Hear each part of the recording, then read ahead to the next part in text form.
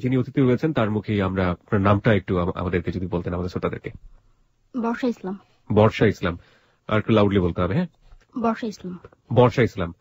অনেক সময় যেটা হয় যে আমাদের অতিথিরা এখানে এসে অনেকেই আসল নামটা ব্যবহার করেন না, তো আপনি কি আসল নামটা ব্যবহার করছেন? হ্যাঁ, আমার রিয়েল নাম বর্ষা। আপনার আসল নামটাই হচ্ছে বর্ষা। ওকে বর্ষা, কিছু বেসিক কোশ্চেন। একটা হচ্ছে আপনি ঢাকায় থাকেন কি না ঢাকার বাইরে থাকেন? ঢাকাতেই। ঢাকায় কোথায় থাকেন আপনি বলা যাবে সেটা? না, এটা হচ্ছে কি যাত্রাবাড়ি। ঢাকার যাত্রাবাড়িতে আপনি থাকেন। আর আপনার আনুমানিক বয়সটা আমাদেরকে ছোট শ্রোতাদেরকে যদি একটু ধারণা দিতেন। 23। বর্ষা আমাদের এখানে আছে, যাত্রাবাড়ি থেকে এসছে এবং তার বয়স হচ্ছে 23। আপনি পড়াশোনা করেছেন কতদূর পর্যন্ত? ক্লাস 10 পর্যন্ত। ক্লাস 10 পর্যন্ত। এবার বর্ষার গল্পে আমরা যাচ্ছি। বর্ষা, কোথা থেকে শুরু করতে চান? কোথা থেকে শুরু করব? একদম ছোট থেকে যে এই পর্যন্ত এই থেকে? আপনার গল্প বলতে যেটা আপনার কাছে মনে হয় যেখান থেকে শুরু করা উচিত আপনি ঠিক সেখান থেকে শুরু করতে পারেন। ইনফ্যাক্ট আপনার ছোটবেলাটা কেমন ছিল সেটা আমাদের জানা দরকার, আপনি ছোটবেলাটাও বলতে পারেন। না, আমার লাইফটা মানে এমন ভাবে শুরু হয়েছে যে আমার বয়স যখন 4 বছর, স্কুলে তখন না ভর্তি হয়নি, তখন ভর্তি করে। তো আমার বাবা একদিন আমার মাকে বললো যে আমাকে আমার স্টেপ যে মাদার আছে, বড় মা, সৎ মা যে, তার কাছ থেকে পাঠাতে। তো আমার মা কোনো প্রশ্ন কিছুই করলো না। তারপর দিন আমার কাপড় চোপড় দিয়ে আমাকে আমার সৎ মার কাছে দিয়ে আসছে। তো আমি যে এই পর্যন্ত বড় হয়েছি এটা সম্পূর্ণ আমার মানে ওই বড় মার কাছেই, মানে সৎ মার কাছেই বড় হয়েছি আমি। তো 4 বছর বয়সে আমার সৎ মার কাছে আমাকে পাঠায় দেয়। পাঠায় দেওয়ার পরে মানে ওইখানে গিয়ে যেটা বুঝতে পারলাম যে মানে মার অভাবটা যেটা। তো মাঝে মধ্যে দেখা যেত যে মাকে দেখতে যেতাম, মানে আমার সৎমার মার বাসা তেমন দূরত্ব ছিল না, হেঁটে গেলে 5 মিনিট এরকম। তো যখন মার বাসার সামনে যেতাম তখন দেখা গেছে মা যখন গেটটা খুলতো আমাকে দেখার সাথে সাথে তখন মানে সে খুব রাগারাগি করতো, কেন আসছি, কি জন্য আসছি, মাঝে মধ্যে মারধরও করতো। কেন করতো বা কি জন্য করতো এটা আমি কখনো মানে এখন পর্যন্ত জানি না যে এই ব্যবহারগুলো আমার সাথে কেন করছে সে। তো এই তো মানে তারপরে আমি যখন বর্ষা, আমাদের কিছু জিনিস একটু পরিষ্কার হওয়া দরকার। আমার মনে হয় যে আপনি অনেক অনেক বেশি অ্যাংশাস, যেটাকে বলে একটু কুল। ওকে, আমাদের অনেক দূর যেতে হবে কারণ স্টোরিটা বলতে প্রায় 2 ঘন্টার স্টোরি। আপনি এখনই যদি এত বেশি উত্তেজিত হয়ে যান তাহলে আপনার জন্য সমস্যা, আমাদের লিসনারদের জন্য সমস্যা। উত্তেজিত হওয়ার কারণগুলো আমরা শেষ পর্যন্ত আবিষ্কার করতে পারবো, আশা করছি সাথেই থাকবেন। যেটা হচ্ছিল যে আপনি বললেন যে 4 বছর বয়সে আপনাকে আপনার সৎমার কাছে পাঠিয়ে দিয়েছে আপনার বাবা, এবং আপনার মা আপনাকে দেখলে রাগান্বিত হয়ে যেত। আপনারা কয় বোন ছিলেন? 2 বোন। আপনার আরেক বোনের সাথে কি একই আচরণ করা হয়েছে? না, ও মার সাথেই ছিল আরো ছোট। আপনি সারা জীবন ধরে কখনো আবিষ্কার করার চেষ্টা করেননি যে এটা কেন করা হয়েছিল? আপনার সৎমা কখনো আপনাকে বলেনি? না, কখনই বলেনি, আমি জিজ্ঞাসাই করিনি। ওকে ওকে, আচ্ছা ঠিক আছে, যান আপনার মতো করে বলেন। এই তো মানে তো আমার সৎমা মানে এতই ভালো একটা মহিলা যে সে কখনো মানে ওই ধরনের কোন আচরণ করেনি আমার সাথে। জি, যে ওই মিথ্যা কথা মানে যেটা মানে ফিল্মে হয়ে থাকে এই ধরনের কোন আচরণ সে করেনি, বা এখনো পর্যন্ত সে করে না সেটা। ওকে। তো ক্লাস 5 যখন উঠছি, ওঠার পরে তো তখন মানে একটু বড়সড় হয়ে গেছি, মানে এলাকার ছেলেগুলো ডিস্টার্ব করতেছে। তখন আমার ছোট আন্টির নতুন বিয়ে হয়েছে। ওকে। তখন ও ঢাকাতেই থাকে, ওর হাজবেন্ড সহ। ওই তখন থেকে আমি ওর বাসায়, তখন থেকে ওর বাসায় মানে ওর বাসায় আমার বড় মার বাসায় এরকম মানে দুটো জায়গায় থাকা পড়ে আমার। তো আমার আঙ্কেল আমার আন্টিকে চিটংয়ে নিয়ে যায় যখন আমি ক্লাস 10 উঠি। ওকে। তো ওঠার পরে চিটংয়ে নিয়ে যায়, নিয়ে যাওয়ার পরে তোমার আমার বাবার কাছে বলছে যেহেতু আমার কোনো ছেলে মেয়ে হচ্ছে না তো বর্ষাকে আমরা নিয়ে যাই। ওকে। তো আমার বাবা দিচ্ছে যে ঠিক আছে। তো যেহেতু ছোট আন্টি আমাকে প্রথম আদর করতো, তো চিটংয়ে যাওয়ার পরে মানে যেটা আমি মানে সর্বপ্রথম আমার আঙ্কেল আমাকে বলে ব্যাপারটা। আমাকে নেওয়ার জন্য আমার আঙ্কেল আসে ঢাকাতে। আসার পরে সে মানে অনেক রাত পর্যন্ত আমি আমার আঙ্কেল কথা বলি, বাবার মেয়ের মতো এরকম। আপনার কি পানি লাগবে? গলা শুকিয়ে যাচ্ছে? না, গলা শুকিয়ে। ওকে, ঠিক আছে। তো বাবার মেয়ের মতো কথা বলি, মানে এরকম প্রায় আমরা কথা বলি আঙ্কেলের সাথে। আঙ্কেল মানে হচ্ছে আপনার খালু? হ্যাঁ, আমার খালু। ওকে, খালুর সাথে আপনি বাবার মেয়ের মতোই কথা বলতেন, কারণ আপনাকে তো মেয়ে হিসেবেই নিয়ে আসা। সে এরকমই দেখতো আমাকে। ওকে। মানে সেও ভাবতো যে আমি তার মেয়ে এরকমই। ওকে। তো হঠাৎ মানে ওই তখন আমি মানে চিটংয়ে যাইনি, সে নেওয়ার জন্য আসছে আমাকে। তো সে আমাকে রাতে বলতেছে যে তোমার আন্টির একটা বেবি হবে। তো আমি বললাম যে কই, এটা তো আগে শুনি নাই। তো বলছে হ্যাঁ বেবিটা হবে, কিন্তু সেটা তোমার আন্টির পেটে না, তাহলে তোমার পেটে। তো তখন আমি ব্যাপারটা ওইরকম কোনো সিরিয়াস ভাবে নিইনি, নেওয়ার পর সে পরদিন চলে গেলাম চিটংয়ে যাওয়ার পর 2 দিন না 3 দিন পর আমার আন্টি বলতেছে, মানে আমি সোফার মধ্যে বসা, আঙ্কেল খাটের উপর শোয়া, আন্টি আমার পাশেই বসা। তো আন্টি বলতেছে যে বর্ষা তোরে তো এবার আনা হয়েছে কেন জানিস? আমি কি কেন? আমি কি স্কুলে ভর্তি করবি না এই জন্য? তো বলতেছে হ্যাঁ স্কুলে তো অবশ্যই ভর্তি করবো, কিন্তু তুই একটা কাজ করবি আমার জন্য। আমি হ্যাঁ করবো, কি কাজ? তুই তোর আঙ্কেলের সাথে বিয়ে বসে যা। এটা হ্যাঁ বিয়ের কথা বলতেছে আমাকে, যে তুই তোর আঙ্কেলের সাথে বিয়ে বসে যা, তো ওইখানে যে বেবিটা হবে সেটা আমার দিয়ে দিস, আমি চলে যাবো আমার মেয়ে নিয়ে, বা ওই বেবিটাই নিয়ে আমি চলে যাবো। তো এই কথা শোনার পর আমি আস্তে করে এখানে চলে আসছি। মানে ওইখানে মানে এটা কি মানে দুষ্টামি বা কি, মানে এটা তো মানে কোনো কথাই না যে সেটা, এটা আমাকে কেন বলা হবে? আমি এখনো বুঝতে পারছি না যে why। হ্যাঁ সেটা আমাকে কেন বলা হবে? তো আমি মানে কোনো প্রশ্ন না করে এখান থেকে আমার রুমে আমি চলে আসি। আসার পর আমার ভেতরে একটা ভয় কাজ করতেছে। কোন ক্লাসে এটা ঘটলো? ক্লাস 10 এ? ক্লাস 10 এ। ওকে। তো মানে ভিতরে একটা ভয় কাজ করতেছে এই মুহূর্তে, যে এটা কি ওরা ফান করতেছে না সিরিয়াসলি কিছু বলতেছে আমাকে। তখন হ্যাঁ বাসায় একটাই মোবাইল ছিল, সেটা আমার আঙ্কেলের মোবাইল ছিল, যে আমি যে ঢাকাতে ফোন করে ব্যাপারটা কারোর সাথে শেয়ার করবো বা আমার মাকে বলবো এই ব্যাপারটা, যে এরকম কিছু হচ্ছে বা ওরা বলতেছে। তো এরকম কোনো প্রসেস ছিল না ওই মুহূর্তে আমার কাছে। তো আমার যে সৎ ভাই আছে, ও তার 4-5 দিন পর আবার কি কাজে যেন তা বলতে পারছিলাম না, আমি ওর সাথে বলছি যে যেহেতু স্কুলে ভর্তি হয়ে গেল তার যাওয়া পড়বে না ঢাকাতে, তো আমি কয়েকদিন মার কাছে থেকে আসি। তো বললো যে ঠিক আছে তাহলে চলে আসবি না, বা তোর আঙ্কেল গেলে চলে আসবি, এরকম বললো। তো আমি যাওয়ার পরে আমার মাকে ব্যাপারটা আমি প্রথম বলছি। মাকে বলার পর আমার মা বিশ্বাস করেনি ব্যাপারটা। বিশ্বাস করেনি? এটা না বিশ্বাস করার মতোই কথা। এটা অ্যাবনরমাল কথাবার্তা, কেন কিভাবে বিশ্বাস করবে? ইনফ্যাক্ট আমাদের কতজন শ্রোতা বিশ্বাস করছে সেটাও একটা প্রশ্ন। যে সে কথাটা বিশ্বাস করেনি। তো তখন আমি বললাম আমার বাবার কাছে, মানে সরাসরি বলিনি ব্যাপারটা বাবার কাছে, কিন্তু মার কাছে সরাসরি বলছি। আমার বাবাকে মানে আকার ইঙ্গিতে বুঝাইছি আমি, যে আমার খালু আমার সাথে এরকম করছে। তো আমার বাবা বোঝার পর বললো যে, তারপর আমি আমার সৎমার কাছে ব্যাপারটা বললাম। তো আমার সৎমা বললো যে হতেও তো পারে, তা করে পাঠায়ও না। এটা আমার সৎমা বলতেছে আমার বাবাকে, হতেও পারে এটা, পাঠায়ও না, ওইখানে থাকুক। তোমার বাবা বললো যে এটা সম্পূর্ণ মিথ্যে কথা, যে তারা আমাকে বিলিভ মানে কোন রকম ভাবে তারা আমাকে মানে বিশ্বাসই করতে চায়নি। তো বললো যে এগুলো সব ওর বানানো কথা, মিথ্যা কথা। ওর খালু মানে কি হয় ওর, আমি তো সেখানে, ওর বাবাই তো সেটা, আর ওর আন্টি তোর মার মতোই, ওর কথা তুমি বিশ্বাস করতেছো? ওর ঢাকাতে থাকবে এই কারণে এগুলো বলতেছে। তো যেহেতু বিশ্বাস করে নাই, তখন আমাকে পরদিন সকালে চিটং পাঠাই দিবে। তো তখন বাজে রাত 11:30। 11:30 বাজে আমি বাসা থেকে বের হয়েছি। আমার সাথে তখন 50 টাকা ছিল। তো একটা ডাক্তারের দোকানে গিয়ে মানে জিজ্ঞাসা করলাম সবচেয়ে পাওয়ার কোন ট্যাবলেটটা, ঘুমের ট্যাবলেট। তো বললো যে একটা ট্যাবলেট আছে 100 পাওয়ারের। তো বললাম এটা খেলে কি হয়? যদি বললো যে আমি 10টা খেলে কি হবে, ওই ছেলেটা জিজ্ঞাসা মানে যে ছেলেটার দোকানে বসা ছিল। তো বলতেছে যে যদি 10টা খান তাহলে আর কি হবে। আমার বাসার সামনে স্কুল ছিল, এটার নাম হচ্ছে ধনিয়া একে উচ্চ বিদ্যালয়। তখন মানে আমি ওই স্কুলে ছাত্রী ছিলাম। তো বললো পরদিন আর কি হবে, মসজিদে বলবে যে স্কুলের একজন ছাত্রী সুইসাইড করছে, তাও ঘুমের ট্যাবলেট খেয়া। তো এই কথা বলার পর আমি চলে আসছি। আসার পরে মানে ঘুমের ট্যাবলেটটা হাতের মধ্যে ছিল। তো বাথরুমে গেছি, বাথরুমে যাওয়ার পরে চিন্তা করতেছি যে কি করব, যে আমি যদি ওইখানে যাই তাহলে দেখা যাবে যে আমার সবকিছু হারাবো আমি, আর তার চাইতে মানে সুইসাইড করা অনেক ভালো। তো আমি করলাম কি, মানে ওইটা জানার পর যে 10টা ট্যাবলেট খেলে আমি মানে আমার মৃত্যু হতেও পারে। তো তখন আমি 10টা ট্যাবলেট পুরোটা খাই ফেলছি। 100 পার করে হলে 10টা ট্যাবলেটের পার হচ্ছে 1000 পার। তো খাওয়ার পরে আমার 10 মিনিট পরে আর কোনো সেন্স ছিল না। তো আমাকে মানে যখন আমার ঘুম ভাঙার পর আমি সবচাইতে মানে অবাক হয়ে যাই যখন দেখলাম যে আমি চিটংয়ে আমার রুমে আমি শোয়া। ও মাই গড। যে আমাকে সেই ঘুমের ঘরে চিটংয়ে নিয়ে আসছে। তো তখন থেকে শুরু হয়, মানে আমার আঙ্কেল ড্রিঙ্কস করে আসার পর প্রতিদিন এরকম ড্রিঙ্কস। আপনাকে এই যে আপনি 10টা ট্যাবলেট খেয়ে আপনি এরকম অবস্থায় থাকলেন, আপনাকে ডাক্তারের কাছে নেয়নি? না। আপনার তো ক্ষতি হয়ে যাওয়ার কথা, ভয়াবহ রকমের ক্ষতি হয়ে যাওয়ার কথা। ওভাবে আপনাকে ফেলে রেখেছিল ওখানে, মানে হাউ কেন এই অ্যাটিটিউড করবে আপনার সঙ্গে?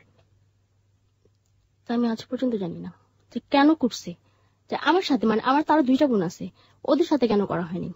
আমরা শ্রোতা আপনাদেরকে একটু অ্যাড্রেস করতে চাই এই গল্পে। আপনারা নিশ্চয়ই বিথির গল্প মনে আছে হ্যালো 8920-তে, যে তারা ভাইদের দ্বারা নির্যাতিত হয়েছিল এবং এখানে এসে অকপটে নিজের ভাইয়ের গল্প বলে গিয়েছিল এবং তার ছোট বোনের জন্য সাহায্য চেয়েছিল। আমরা তখন বিশ্বাস করেছিলাম যে পৃথিবীতে এটাই সবচাইতে বড় ধরনের দুর্ঘটনা। আজকের গল্পটা কোন দিকে যাবে আমরা জানি না, তবে সেই গল্পটা আমাদের বিশ্বাসের শক্তিটা অনেক বড় বাড়িয়ে দিয়েছে, যে মানুষ কোনো খারাপ কিছু যদি করতে চায় সেটার পরিসীমাটা আকাশ সীমা পর্যন্ত। যাই হোক, আপনি দেখলেন যে আপনি চিটাগংয়ে যেখানে আপনার খালার বাসায় যাওয়ার কথা ছিল আপনার সেইখানে গিয়ে এবং আপনি সেই বেডে। ওকে, তারপরে মানে ওই আমার আঙ্কেল ড্রিঙ্কস করে আসে, বাসায় আসার পর আমার আন্টি বললো যে একা একা কেন করতেছেন, বা মানে এটা তো বাসায় আনলে আমরাও তো করতে পারি। তো আমি জাস্ট ফান হিসেবে মনে করছি যে কি আমার আঙ্কেলকে ড্রিঙ্কস করবে নাকি, তাও বাসায় এনে। আর আঙ্কেল ছিল একজন হাজি, হ্যাঁ হজ করে আসছে সে। পেশায় কি করতো উনি? তার পেশা ছিল ইম্পোর্ট এক্সপোর্ট। আচ্ছা, ইম্পোর্ট এক্সপোর্ট করতো। ওকে, তারপর? তো আন্টির কথা মতো আমার আঙ্কেল পরদিন একটা বোতল নিয়ে আসে বাসায়, আনার পরে আমি, আমার আন্টি, আমার আঙ্কেল মানে ওই প্রথম আমার লাইফে ড্রিঙ্কস করা, ক্লাস 10 এ। তো ড্রিঙ্কস করছি, করার পরে কতটুকু খাইছি মনে নাই, পরে মানে যা শুয়ে পড়ছি, মানে সেন্স ছিল আমার, শুয়ে পড়ছি গিয়ে। তো সেই দিন রাতে ফার্স্ট আঙ্কেল আমার রুমে আসে, আসার পর সে আমার পাশে যে শুয়েছে, তাও আমি বুঝতে পারছি আমার পাশে আমার আঙ্কেল শুয়েছে, কিন্তু আমার গায়ে টাচ করেনি সেদিন। সে গায়ে টাচ করেন, তো অনেকক্ষণ শোয়া ছিল। আমার আন্টি ভাবছে হয়তো আমি ঘুমায় পড়ছি, কিন্তু আমার আঙ্কেল পাশে শোয়ার পরে আমার ঘুমটা ভাঙছে, মানে ঘুম ছিল না, মানে তন্দ্রা ভাবছি এরকম, যে ঘুম আসবে এরকম। তোমার আঙ্কেল যখন পাশে শুয়েছে তখন আমি টের পাইছি আমার আন্টি আসছে। আসার পর ফিস ফিস করে কি বলছে সেটা আমি জানি না, মানে বুঝতে পারিনি যে কি বলছে। তার কিছুক্ষণ পর আমার আঙ্কেল আবার চলে গেল। চলে যাওয়ার পরে তারপর দিন আবার আনছে, মানে এরকম সপ্তাহখানিক চললো, প্রতিদিন মানে প্রতিদিন ড্রিঙ্কস করতে হবে। তোমার লাস্ট আমি একটা পর্যায়ে মানে বিরক্ত হয়ে গেছি যে এইটা কি, একটা মানুষ কতক্ষণ এটা খেতে পারে। চতুর্থ দিন যেদিন আনছে সেদিন মানে আমি ওকে ঘৃণাই করছি যে আমি খাবো না এটার। কেন খাবি না, আন্টির প্রশ্ন, কেন খাবি না? আমার কাছে ভালো লাগে না, আমি খাবো না। তো বলতেছে যে আমরা খাইতেছি না, আমি খাবো না, আমার কাছে ভালো লাগে না, আমি খাবো না, কারণ এইটা খাইলে দেখা যাচ্ছে আমি ঘুমে থেকে করতেছি। তারপর দিন 10টা-11টায় ওই সময়টা আমার স্কুলে যাওয়া হইতেছে না। আপনি কি ফিল করতেন ওই সময় খাওয়ার পরে? এটা খাওয়ার পরে কি ফিল করতাম, যে আমার লাইফে একটা চরম দুর্ঘটনা আসবে। আপনার এই টেনশনটা কাজ করতো? এটাই কাজ করতো। আর এতটুকু মানে পর্যাপ্ত পরিমাণে আমি খেতাম যতটুকু পারবো, যাতে আমার সেন্স আমি মানে না হারাই। ওকে, মানে সেন্সটা যেন থাকে। তো ওরা আপনাকে একেবারে সেন্সলেস করতে চাইতো, রাইট? ওকে, দেখা গেছে যে মানে প্রথম তো একটা বোতল আনছে, আনার পর যে একটা বোতলে টোটাল হচ্ছে 3-4টা করে 3টা করে হয়, 3টা করে হয়। আমারটা খাওয়ার পর দেখা গেছে আমার আঙ্কেলটা আমাকে খাচ্ছে, বসে একটু খাই ফেলো আমারটা। আমার আন্টিও একই কথা, আমারটা একটু খাতো। তো মাঝে মধ্যে দেখা গেছে যে আমি রান্নাঘরে নিয়ে ফালাই দিয়ে আসছি, ওরা কথা বলতেছে ওদের মতো, তো রান্নাঘরে নিয়ে ফালাই দিয়ে আসছি। পঞ্চম দিনের রাত্রের দিন, পঞ্চম দিন রাতে আমার আন্টি বলতেছে, আমার বাবার নাম হচ্ছে মালিক, তো আমার বাবার নাম ধরে বলতেছে যে বর্ষার বাবার জন্য আজকে না, মালিকের জন্য আজকে আমার এই অবস্থা, আমি প্রেগনেন্ট হচ্ছি না। তো আমি মনে মনে প্রতিজ্ঞা করছি যে আমি মালিকের মা পাই, বোন পাই, মেয়ে পাই, যাকেই পাই আমার হাজবেন্ডের কাছে রেখে ওইখানে ওরে প্রেগনেন্ট করবো এবং সে বাচ্চা আমি নেব। আর তখন এই মানে এই ব্যাপারটা তোমার পুরোপুরি বুঝে যায়, তাহলে আমার উপরে সেটা হবে, যেহেতু এরকম করতেছে ওরা। তো ওই দিন মানে দেখা গেছে যে এতটাই খাইছি যে ভয় করতেছিল যে পারবো কিনা, আমি আমার ট্যাকেল দিতে পারবো কিনা, সেন্সটা আমার থাকবে কিনা। তো ওই দিন কিছু হয় নাই।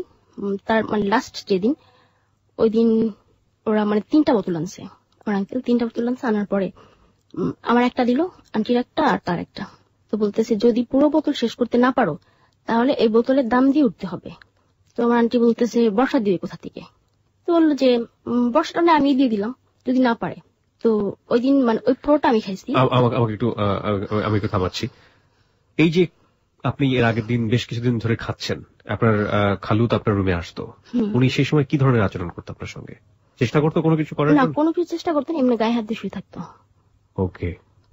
আর সে যখন গায়ে হাত দিত তখন মানে আমি একটা করতাম যে আমি ঘুম, বা দেখা গেছে মানে গায়ে হাত দিতে বলতে মানে অন্য কোনো খারাপ কোনো জায়গায় হাত দিত না, পেটের উপর হাত দিত, এই পর্যন্তই শুয়ে থাকতো।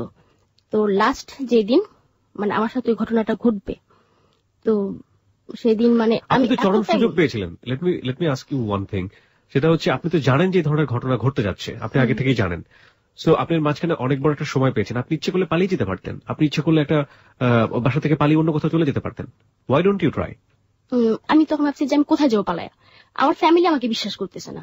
এক্স্যাক্টলি, যার ফ্যামিলি তো আমাকে বিশ্বাস, আমি মানে এখান চিটং থেকে পালা কোথায় যাবো, ঢাকা, তার মার কাছে, মানে তারা তোমাকে বিশ্বাসই করতেছে না যে এই ধরনের ঘটনা আমার সাথে ঘটবে, বা তারা করতেছে, তাদের ধারণা যে আমি সম্পূর্ণ মিথ্যা কথা বলছি তাদের সাথে। সৎমা তো বিশ্বাস করে নাই, সৎমার কাছে জায়গা করতে পারতেন, সৎমার কাছে থাকতে পারতেন।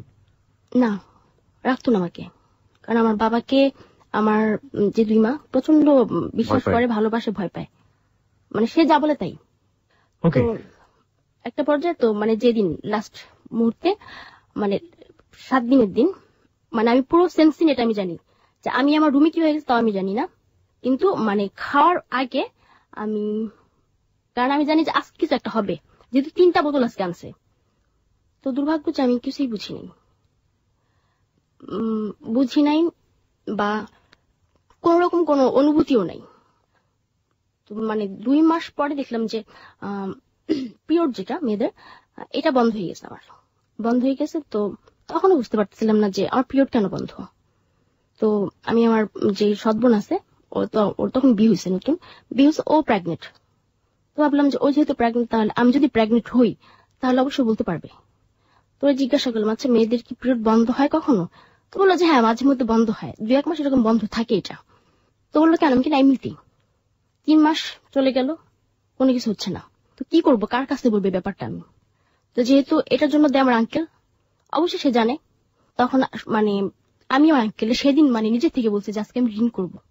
তোমার আঙ্কেল আমার দিকে তাকায় রয়েছে অনেকক্ষণ, তাকার পর বলছে ঠিক আছে আনবো। তো সে আনছে। আনার পর আমার কথা হচ্ছে যে মানে ওই মানে স্বাভাবিক অবস্থা তাকে আমি ব্যাপারটা বলতে পারবো না যে আমি প্রেগনেন্ট বা আপনি আমার সাথে কিছু করছেন কিনা, এটা বলতে পারবো না। তো দেখা গেছে যে একটু অ্যাবনর্মাল হয়ে ব্যাপারটা বলতে হবে তাকে আমার।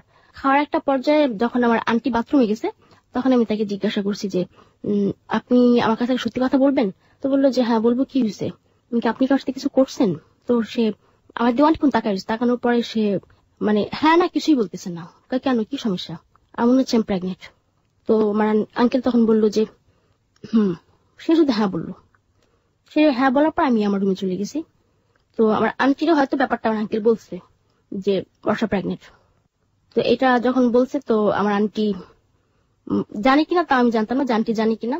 তো 4-5 দিন পর আমি মানে আমার ঘুম ভেঙে গেছে, এমনি শুয়েছি। তো আমার রুমে ছিল ডাইনিং টেবিলটা, আঙ্কেল নাস্তা খেতেছে, আন্টি বলতেছে যে আমরা যেটা প্ল্যান করছিলাম সেটা তো হয়েছে, কিন্তু যখন বাচ্চাটা যখন প্রসব করবো ওকে দেবে এই বাচ্চাটা?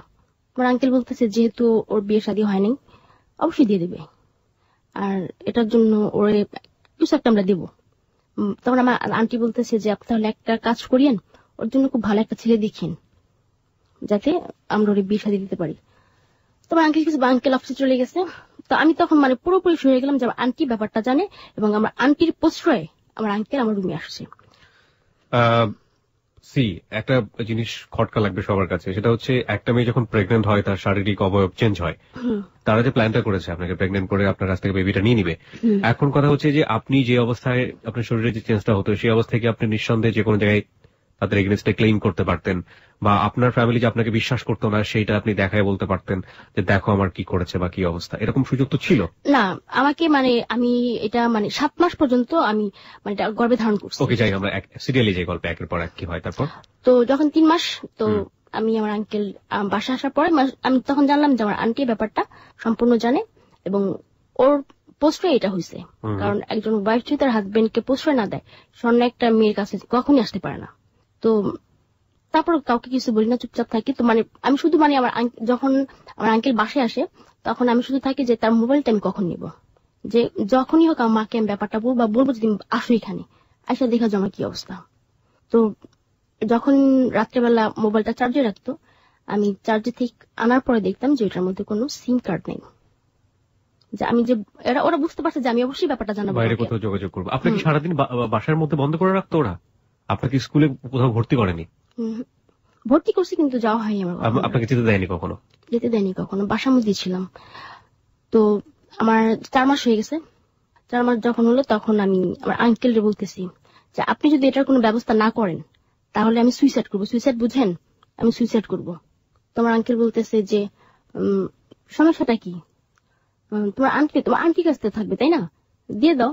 তা আমি বলছি যে না, আমি দেবো না, এটা আমি এটা জন্মই দিব না। আপনি যা করার একটা কিছু তা না হলে কিন্তু আমি এইখানকার সবারই ব্যাপারটা বলে দিব। আপনি কি চাচ্ছেন যে আপনার মান সম্মান এখান থেকে হারা যাক? কারণ তারা খুবই সম্মান করতো সবাই এখানে। তো আঙ্কেল একটু ভয় পায়। ভয় পাওয়া যাওয়ার পর বলছে আচ্ছা ঠিক আছে আমি দেখতেছি। দেখো, তো সে রাতটা আসার পর আমার জন্য 2টা ট্যাবলেট নিয়ে আসছে যে প্রেগন্যান্সি নষ্ট হওয়ার জন্য। তো নিয়ে আসছে, আনার পর সে আমাকে দিচ্ছে। তারপর বললো তোমার আন্টি যাতে না দেখে, এটা বলছে যে তোমার আন্টি যাতে না দেখে তুমি 2টা আজকে একটা খাবা, রাতে, কালকে রাতে একটা খাবা। তখন আপনার প্রেগন্যান্সির কত মাস চলছিল? 4 মাস। ওকে, 4 মাস চলতেছে। তখন খাওয়ার পর দেখলাম যে কোনো কিছুই না। তোমার আঙ্কেলটা আবার ব্যাপারটা বললাম যে কিছুই হয়নি। তো বললো যে, তখন আমার কাছে মনে হলো যে এটা হয়তো তাহলে আমার আঙ্কেল ওই ধরনের কিছু আনে নাই, এমনিতে হয়তো অন্য কোনো ট্যাবলেট আনছে সেটা। তো একদিন নিচে গেছি আমি, দোকানে পাঠাইছে আন্টি আমাকে, কি জন্য মানে দোকানে পাঠানোর পর ওই ট্যাবলেটের খোসাটা আমি নিয়ে গেছি। তো নিয়ে যাওয়ার পর ডাক্তারে দেখলাম যে এটা কিসের ট্যাবলেট। তো বললো যে এটা কে খাইছে। ডাক্তার বলছে এটা কে খাইছে। আমি কি আমার আন্টি, এটা তো প্রেগন্যান্সি নষ্ট হওয়ার ট্যাবলেট।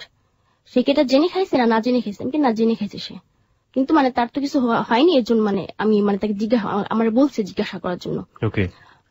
তো আমি তো হচ্ছে না কেন, তাহলে তো পিরিয়ড হওয়ার কথা, হয় না। তারপরে 6 মাসে পড়ে গেল, 5 মাস 6 মাসে কেটে গেল। তারপরে সে আরেকটা ওষুধ এনে দিছে, সেটাও কোনো কাজ হয়নি। তারপরে মানে কি করবো এই মুহূর্তে, আমি শুধু আমার আঙ্কেলের প্রেশার কি করি, কারণ আমি আন্টির সাথে কোনো কথাই বলি না, মানে ওই ব্যাপারটা নিয়ে আমি কোনো কথা তার সাথে বলিনি কখনো। আঙ্কেল যখন বেশি প্রেশারে পড়ে গেছে আমার উপর, যে আপনি যদি মানে এই কয়েকদিনের মধ্যে কিছু না করেন এটা, মানে তখন মানে আমি যে প্রেগনেন্ট আমি মানে বুঝতেছি, বোঝা যাচ্ছে, মানে দেখলে বোঝা যাচ্ছে যে আমি প্রেগনেন্ট, যে 7 মাসে পড়ে গেছে। তো তখন প্রেশার দিছে, যে বললাম যে আপনি যদি কিছু না করেন তাহলে আপনি অবশ্যই চান না যে আপনি এখান থেকে মানুষ মনে হারাক, আর এখানে সবাই দেখতেছে আমি কিন্তু বাসা থেকে বের হই না, বা আপনারা অনেক কিছু একটা বলবেন পারবেন না, আমি যাবো তাই কিন্তু হবে। তোমার আঙ্কেল করলো কি, আন্টির সাথে হয়তো ব্যাপারটা শেয়ার করছে। শেয়ার করার পর তো আন্টির একটা বান্ধবী ছিল, নাম রাবিয়া, মেয়েটা চিটং এর ছিল। তো ওই রাবিয়ার কাছে ব্যাপারটা, রাবিয়াকে ফোন করছে, ফোন করে বলছে যে রাবিয়া তুই একটু বাসায় বসত, একটা অঘটন ঘটায় ফেলছে, এখন যেহেতু আমার এখানে আছে আমার এই ব্যাপারটা দেখতে হবে। এটা আমার আন্টি বললো। তখন আন্টি আমার বললো যে ভুলেও যাতে রাবিয়া না জানে যে ব্যাপারটা কি, তুই বলবি তুই ঢাকা একটা ছেলের সাথে প্রেম করছিস, ওইখানে ওর সাথে ছিলি, তখন তুই প্রেগনেন্ট হয়েছিস। এটা আমার শিখাই দিল। তো রাবি আন্টি আসছে, আসার পরে রাবি আন্টির কাছে সব ব্যাপারটা মানে আন্টি বলছে। তো বলার পর রাবি আন্টি বললো যে বর্ষা তুমি শিক্ষিত মেয়ে, তুমি এই ভুলটা কিভাবে করলা। তো আমি চুপচাপ কিছুই বলিনি। তো সে আমার নিয়ে গেল একটা মহিলার কাছে, মানে সে এগুলোর কাজ মানে অ্যাবর্শন করতে পারে। তো সেখানে নিয়ে গেল। তো সে আমাকে একটা বেডে শোয়ালো, শোয়ানোর পরে সে পেটে হাত দিয়ে বললো যে বাচ্চা তো অনেক বড় হয়ে গেছে, 7 মাস হয়ে গেছে, তার 3 মাস থাকলেই তো হয়, কেন ফালাবা, সেটা আমার বলতেছে। তখন রাবিয়ানকে আবার আমরা বললো যে ওইখানে যদি প্রশ্ন করো তোমার হাজবেন্ড কই, তাহলে বলবা যে তোমার হাজবেন্ড আরেকটা বিয়ে করছে, এই জন্য তুমি বাচ্চাটা রাখতেছো না, নষ্ট করে ফেলবা। তো সে বলতেছে যে 7 মাস হয়ে গেছে, রেখে দাও, 3 মাস পর তেমনি হবে। তখন আমি বললাম যে না, আমার হাজবেন্ড তো একটা বিয়ে করছে, এই জন্য আমি রাখবো না। তো রাবিয়ানটি বললো যে এটা যেভাবে মানে নর্মালি করাতে হবে। তো মহিলা বললো যে 7 মাস হয়ে গেছে, এটা কিও নর্মালি করি আমরা, আর যদি নর্মালি করে দেখা যাবে যে ওর একটা সমস্যা হবে। তো বলতেছে না নর্মালি করাতে হবে, কারণ যদি সিজারে করাতে যাই ও মানে সিজার করাবে না, কারণ আমি আনম্যারিড, এটা তো আর ওই মহিলা জানে না। তো বলছে না সিজারে করাবে না, যেভাবে হোক নর্মালি করান এটা। তো বলতেছে যে না নর্মালি আমাদের পক্ষে সম্ভব না, তাহলে তুমি অন্য কোথাও নিয়ে যাও, যদি নর্মালি কেউ করতে পারে সেখানে নিয়ে যাও। যেহেতু 7 মাস হয়ে গেছে মানে আর 3 মাস লাগে, সেখানে একটা ছিল যে নর্মাল হতে, কিন্তু হ্যাঁ আর 7 মাস যেহেতু এটা নর্মাল কিভাবে হয়, 2 মাস বা 3 মাস। হ্যাঁ ঠিক আছে। তো বলতেছে যে ঠিক আছে। তো ওইখান থেকে আমরা নিয়ে আসা পড়ছে, যেহেতু সে করবে না, সে রিস্ক নিল না। তারপর আমাকে আবার বাসায় নিয়ে আসছে। বাসায় আনার পর আমার আন্টির সাথে রাবি আন্টি কথা বললো যে আপা ওরা করতে চাচ্ছে না, নর্মালি করবে না, সিজারি বলতেছে। তখন আন্টি বলতেছে এটা কিভাবে সম্ভব, ও তো আনম্যারিড, তো এই সিজারের একটা দাগ থাকবে, কাটা দাগ, তখন ওর হাজবেন্ডের কি বলবে যে কাটা দাগটা, আর সিজারটাই আলাদা থাকে। তো তখন আন্টি বললো ঠিক আছে, মানে রাবি আন্টি বলতেছে যে আমি দেখি আমার একজন আছে, আমি ওইখানে একটু ফোন করে দেখি। তো সে একটা মহিলাকে ফোন করছে। তো মহিলা বললো যে ঠিক আছে নিয়ে আসো। নিয়ে গেছে, মানে সেটা লালখান দিঘির বাজার বলে চিটং এ, ওইখানে নিয়ে গেছে আমাকে। নিয়ে গেছে একটা হিন্দু মহিলা। তো ওই হিন্দু মহিলার বাসায় নিয়ে যাওয়ার পরে তো সে আমাকে দেখলো, দেখার পর একই কথা, 7 মাস হয়ে গেছে, কেন ফলাবা, রেখা দাও। তো বললাম যে না। তোমার আন্টি বলতেছে যে না, ওর হাজবেন্ড আরেকটা বিয়ে করছে, আর করবো না, ওর কাছে রাখবো না, ডিভোর্স দিয়ে দিবে, তোর বাচ্চা রেখে কি করবে, এর জন্য ফালাই দিবে। তো ঠিক আছে। তারপর মানে যে অ্যাবর্শন করবে, যে মহিলা মানে যে ডাক্তার মেইন, সে মহিলা আসলো। আসার পর আমাকে আরেকটা বেডি নিয়ে গেল। বেডি নিয়ে যাওয়ার পরে অ্যাবর্শন করলো। অ্যাবর্শন করার পরে সে, আমি একটু থামতে চাই, আপনার ওই সময় কিছু মেমোরি আছে যদি আমাদের সাথে শেয়ার করেন, কি হয়েছে আপনার সঙ্গে? না, একদম ডাক্তার একটা রোগীর সাথে কি করতে পারে? এক্স্যাক্টলি, আমি জানতে চাচ্ছিলাম যে সেই সময় কি আপনি সেন্সলেস ছিলেন? না, কারণ ওই সময়টা তো বেবি আলটিমেটলি, সো আপনার না, সাথে সাথে বেবিটা হয়নি। ওকে, কি করছিল তারা তখন? মানে তারা ওই কি ঝুড়ি কাছে অনেক কিছু নিয়ে আসছে, আনার পর একটা ছোট্ট একটা বেডি নিয়ে গেল আমাকে। নিয়ে যাওয়ার পর একটা আয়া ছিল, আয়াটার বললো জোর। তো আপনার ভয় লাগছিল না যে আপনার শরীর থেকে কিছু একটা বের করছে এবং এত বড়? তখন মানে শুধু ব্লাড বের করছে, শুধু ব্লাড বের করছে। তো 24 ঘন্টার মধ্যে নর্মাল ডেলিভারি হবে। ওকে ওকে ওকে, মানে 24 ঘন্টার মধ্যে মানে ব্লাড গুলো আগে বের করে ফেলছে। তো মানে তখন ওই যখন ব্লাড গুলো বের করতেছে তখন মানে প্রচন্ড ভাবে মানে পেন হচ্ছিল। তখন আমি বলতেছি যে আমি বাচ্চাটা নষ্ট করবো না, আমি রাখবো, আপনারা আমাকে ছেড়ে দেন, আমি রাখবো। তো মহিলাটা মানে যে ডাক্তার সে বলতেছে এই মেয়ে চিল্লাবা না, বের করে দেবে কিন্তু।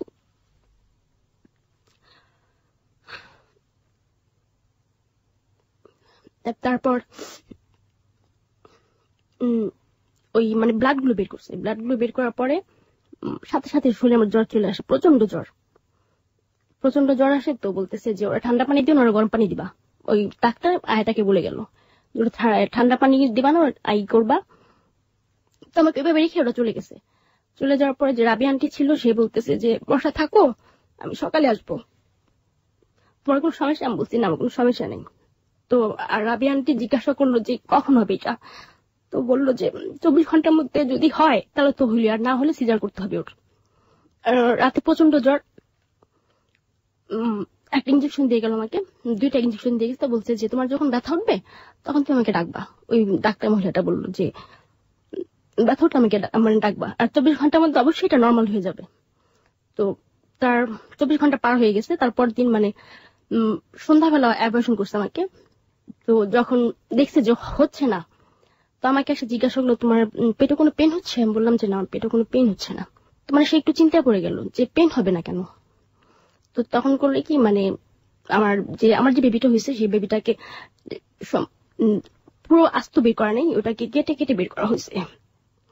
যে পুরো 1 ঘন্টা মানে পুরো 1 ঘন্টা মানে আমি প্রচন্ড চিৎকার করতেছি যে আমাকে ছেড়ে দেন, আমি চলে যাবো, আমি আমার বেবিটাকে হওয়াবো, আমার বাচ্চাটাকে আমি দেখবো। তো মহিলাটা বলতে সেটা আগে মনে ছিল না, এখন কেন বলতেছিস? মানে অনেক খারাপ ব্যবহার করছে তখন আমার সাথে। তো তখন শুধু আমার মাকে ডাকতেছি যে মা তুই আমার কি করলি, যে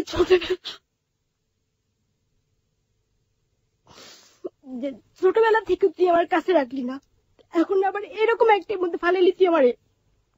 তো তখন মারে প্রচন্ড ডাকতেছে যে মা তুই একবার এসে আমারে দেখা যা।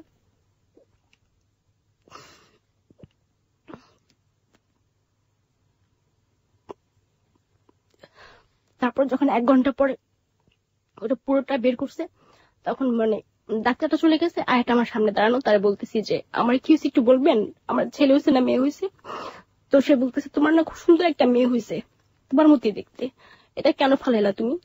তখন আমার কোনো ভাষা ছিল না যে আমি কি বলবো, যে অ্যাকচুয়ালি এটা আমি কি, জোর তো কোনো বাবাই নেই, আর আমার সাথে কেন এটা করলো? এরকম আমি 15 দিন অসুস্থ ছিলাম। পরদিন না, তখন তার কিছুক্ষণ পর রাবি আন্টি আসার পরে এসে আমাকে বললো যে বর্ষা হয়েছে? তো বললাম যে হ্যাঁ হয়েছে।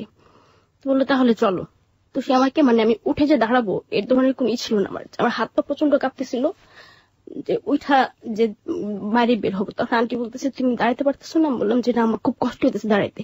তো সে আমার ধুয়ে ধুয়ে বাইরে নিয়ে গেছে। বাইরে নিয়ে যাওয়ার পর একটা সিএনজি করে বাসায় নিয়ে গেছে। বাসায় যাওয়ার পরে দেখলাম যে আমার আন্টি সবকিছু আগে থেকে গোছায় রাখছে। তো গোছায় রাখার পরে আন্টি আমাকে বিছানায় শোয়াইছে। শোয়ানোর পরে এখন রাবিয়ারে জিজ্ঞাসা করতেছে যে কি ব্যাপার, কি হয়েছে, ও এত অসুস্থ হয়েছে কেন? তো বলতেছে যে ছোট মানুষ না, একটু অসুস্থ হবেই। তো বলতেছে যে কি হয়েছিল ওর? তো বললো যে মেয়ে হয়েছিল শুনছি। তো বললো যে কেমন? তখন আমি তো রাবি আন্টি বলছি যে এটা কেটে কেটে বের করছে, সম্পূর্ণ ঈদ করে বের করা নেই। তারপর এরকম 15 দিন অসুস্থ বাসাতেই, বাসা অসুস্থ থাকার পরে এর মাঝখানে আপনি আপনার বাড়িতে যোগাযোগ করেননি? বাড়িতে জানানোর যাওয়ার তো হয়ে গেছে, এখানে আর যোগাযোগ করে কি লাভ? ইনফ্যাক্ট আপনার সাথে যে আচরণগুলো করা হচ্ছে আপনি আপনার মাকে আপনার বাবাকে জানাননি? এই হোয়াটএভার ইট ইজ, সেই সময় তো আপনার সুযোগ ছিল জানানোর, আপনি জানাননি? না, আমি 15 দিন অসুস্থ থাকার পরে ঢাকা আসছি। ঢাকা আসার পরে মা বলতেছে যে কি ব্যাপার তোর এমন দেখাইতেছে কেন, অনেক শুকাই গেছে আগের থেকে। This track was downloaded from FusionBD.com. কেমন যেন রোগা রোগা লাগতেছে। তো তখন আমার কাছে কিছুই বলি নাই। তো আমার আবার চিটংয়ে পাঠিয়ে দিবে তারা। মানে তারপর মানে আমার আঙ্কেল ট্রেনে নিয়ে আসছে আমাকে। তো সে মানে আসার যাওয়ার টিকিট কেটে রাখছে। না সরি, আসার সময় আমরা ট্রেনে আসছি চিটং থেকে ঢাকায়।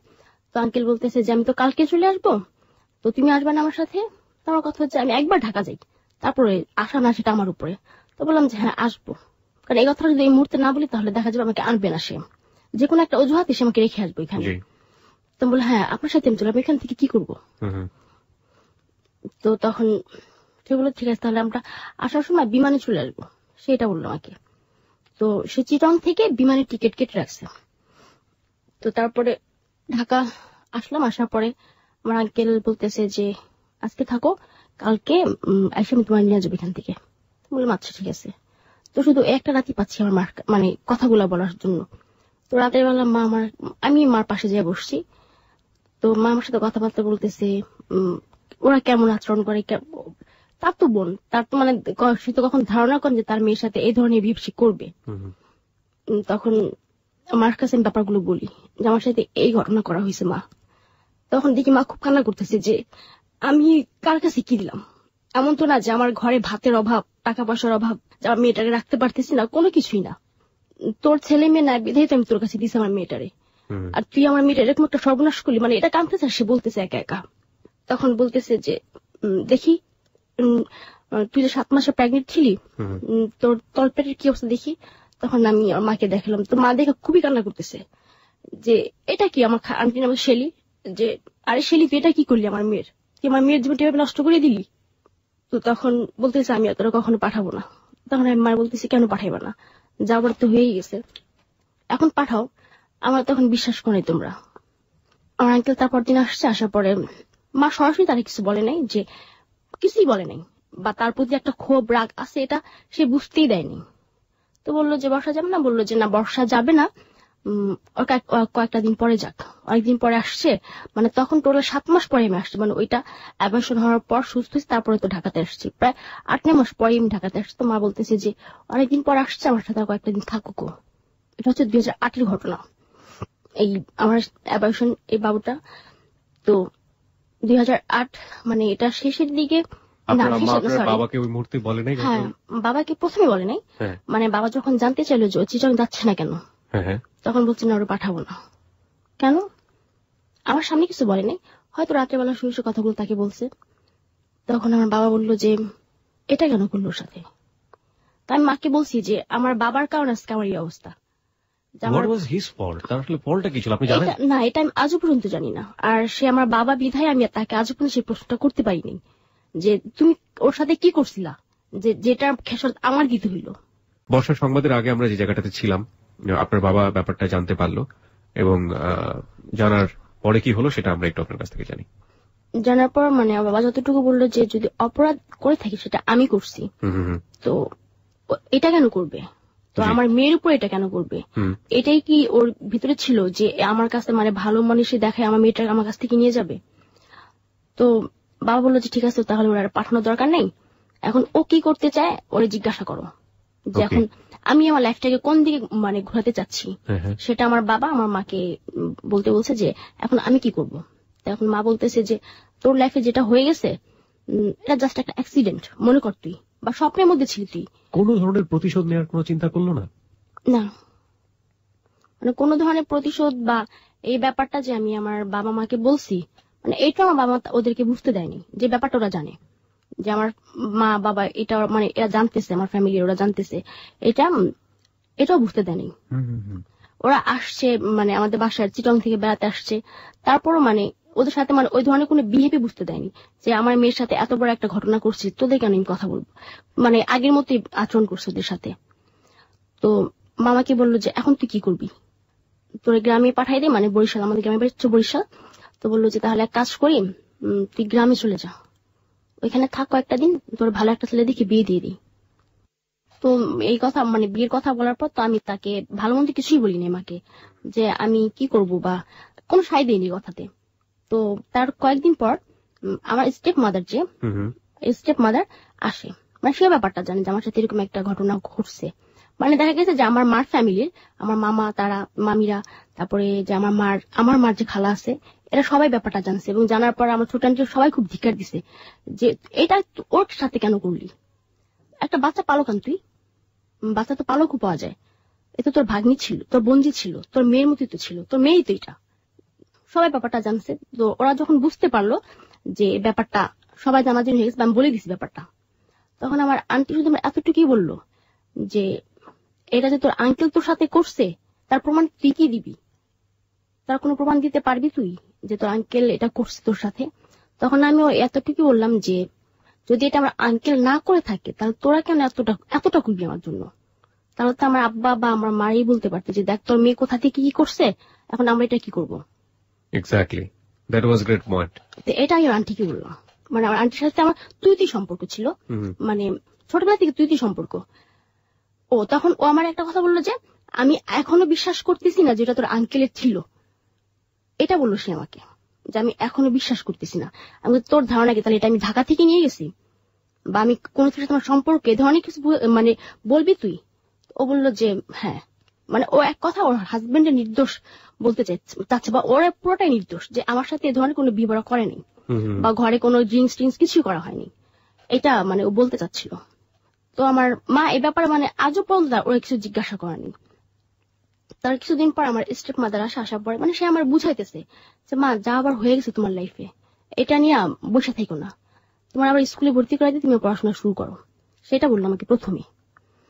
তো চিন্তা করলাম যে আসলে আমার এই ঘটনা শুধু আমি জানি, বা বাইরে আমার যারা ফ্রেন্ড আছে বান্ধবী একদম জানতেছে না ব্যাপারটা যে আমার সাথে কি হয়েছে, এটা শেয়ার করলে হবে। তো তখন ভাবলাম যে স্কুলে আবার ভর্তি হয়ে যাই। তো স্কুলে ভর্তি হলে আবার আগামী বছর ভর্তি হতে হবে। তো তখন আমার স্টেপ মাদার সে আবারও আসে, আসার পর মানে সেই দিন তার ভিতরে কি হয়েছে আল্লাহ জানি সেটা, সে আসার পর বলতেছি আমার সাথে এক জায়গায় যাবি? আমি বললাম কোথায়?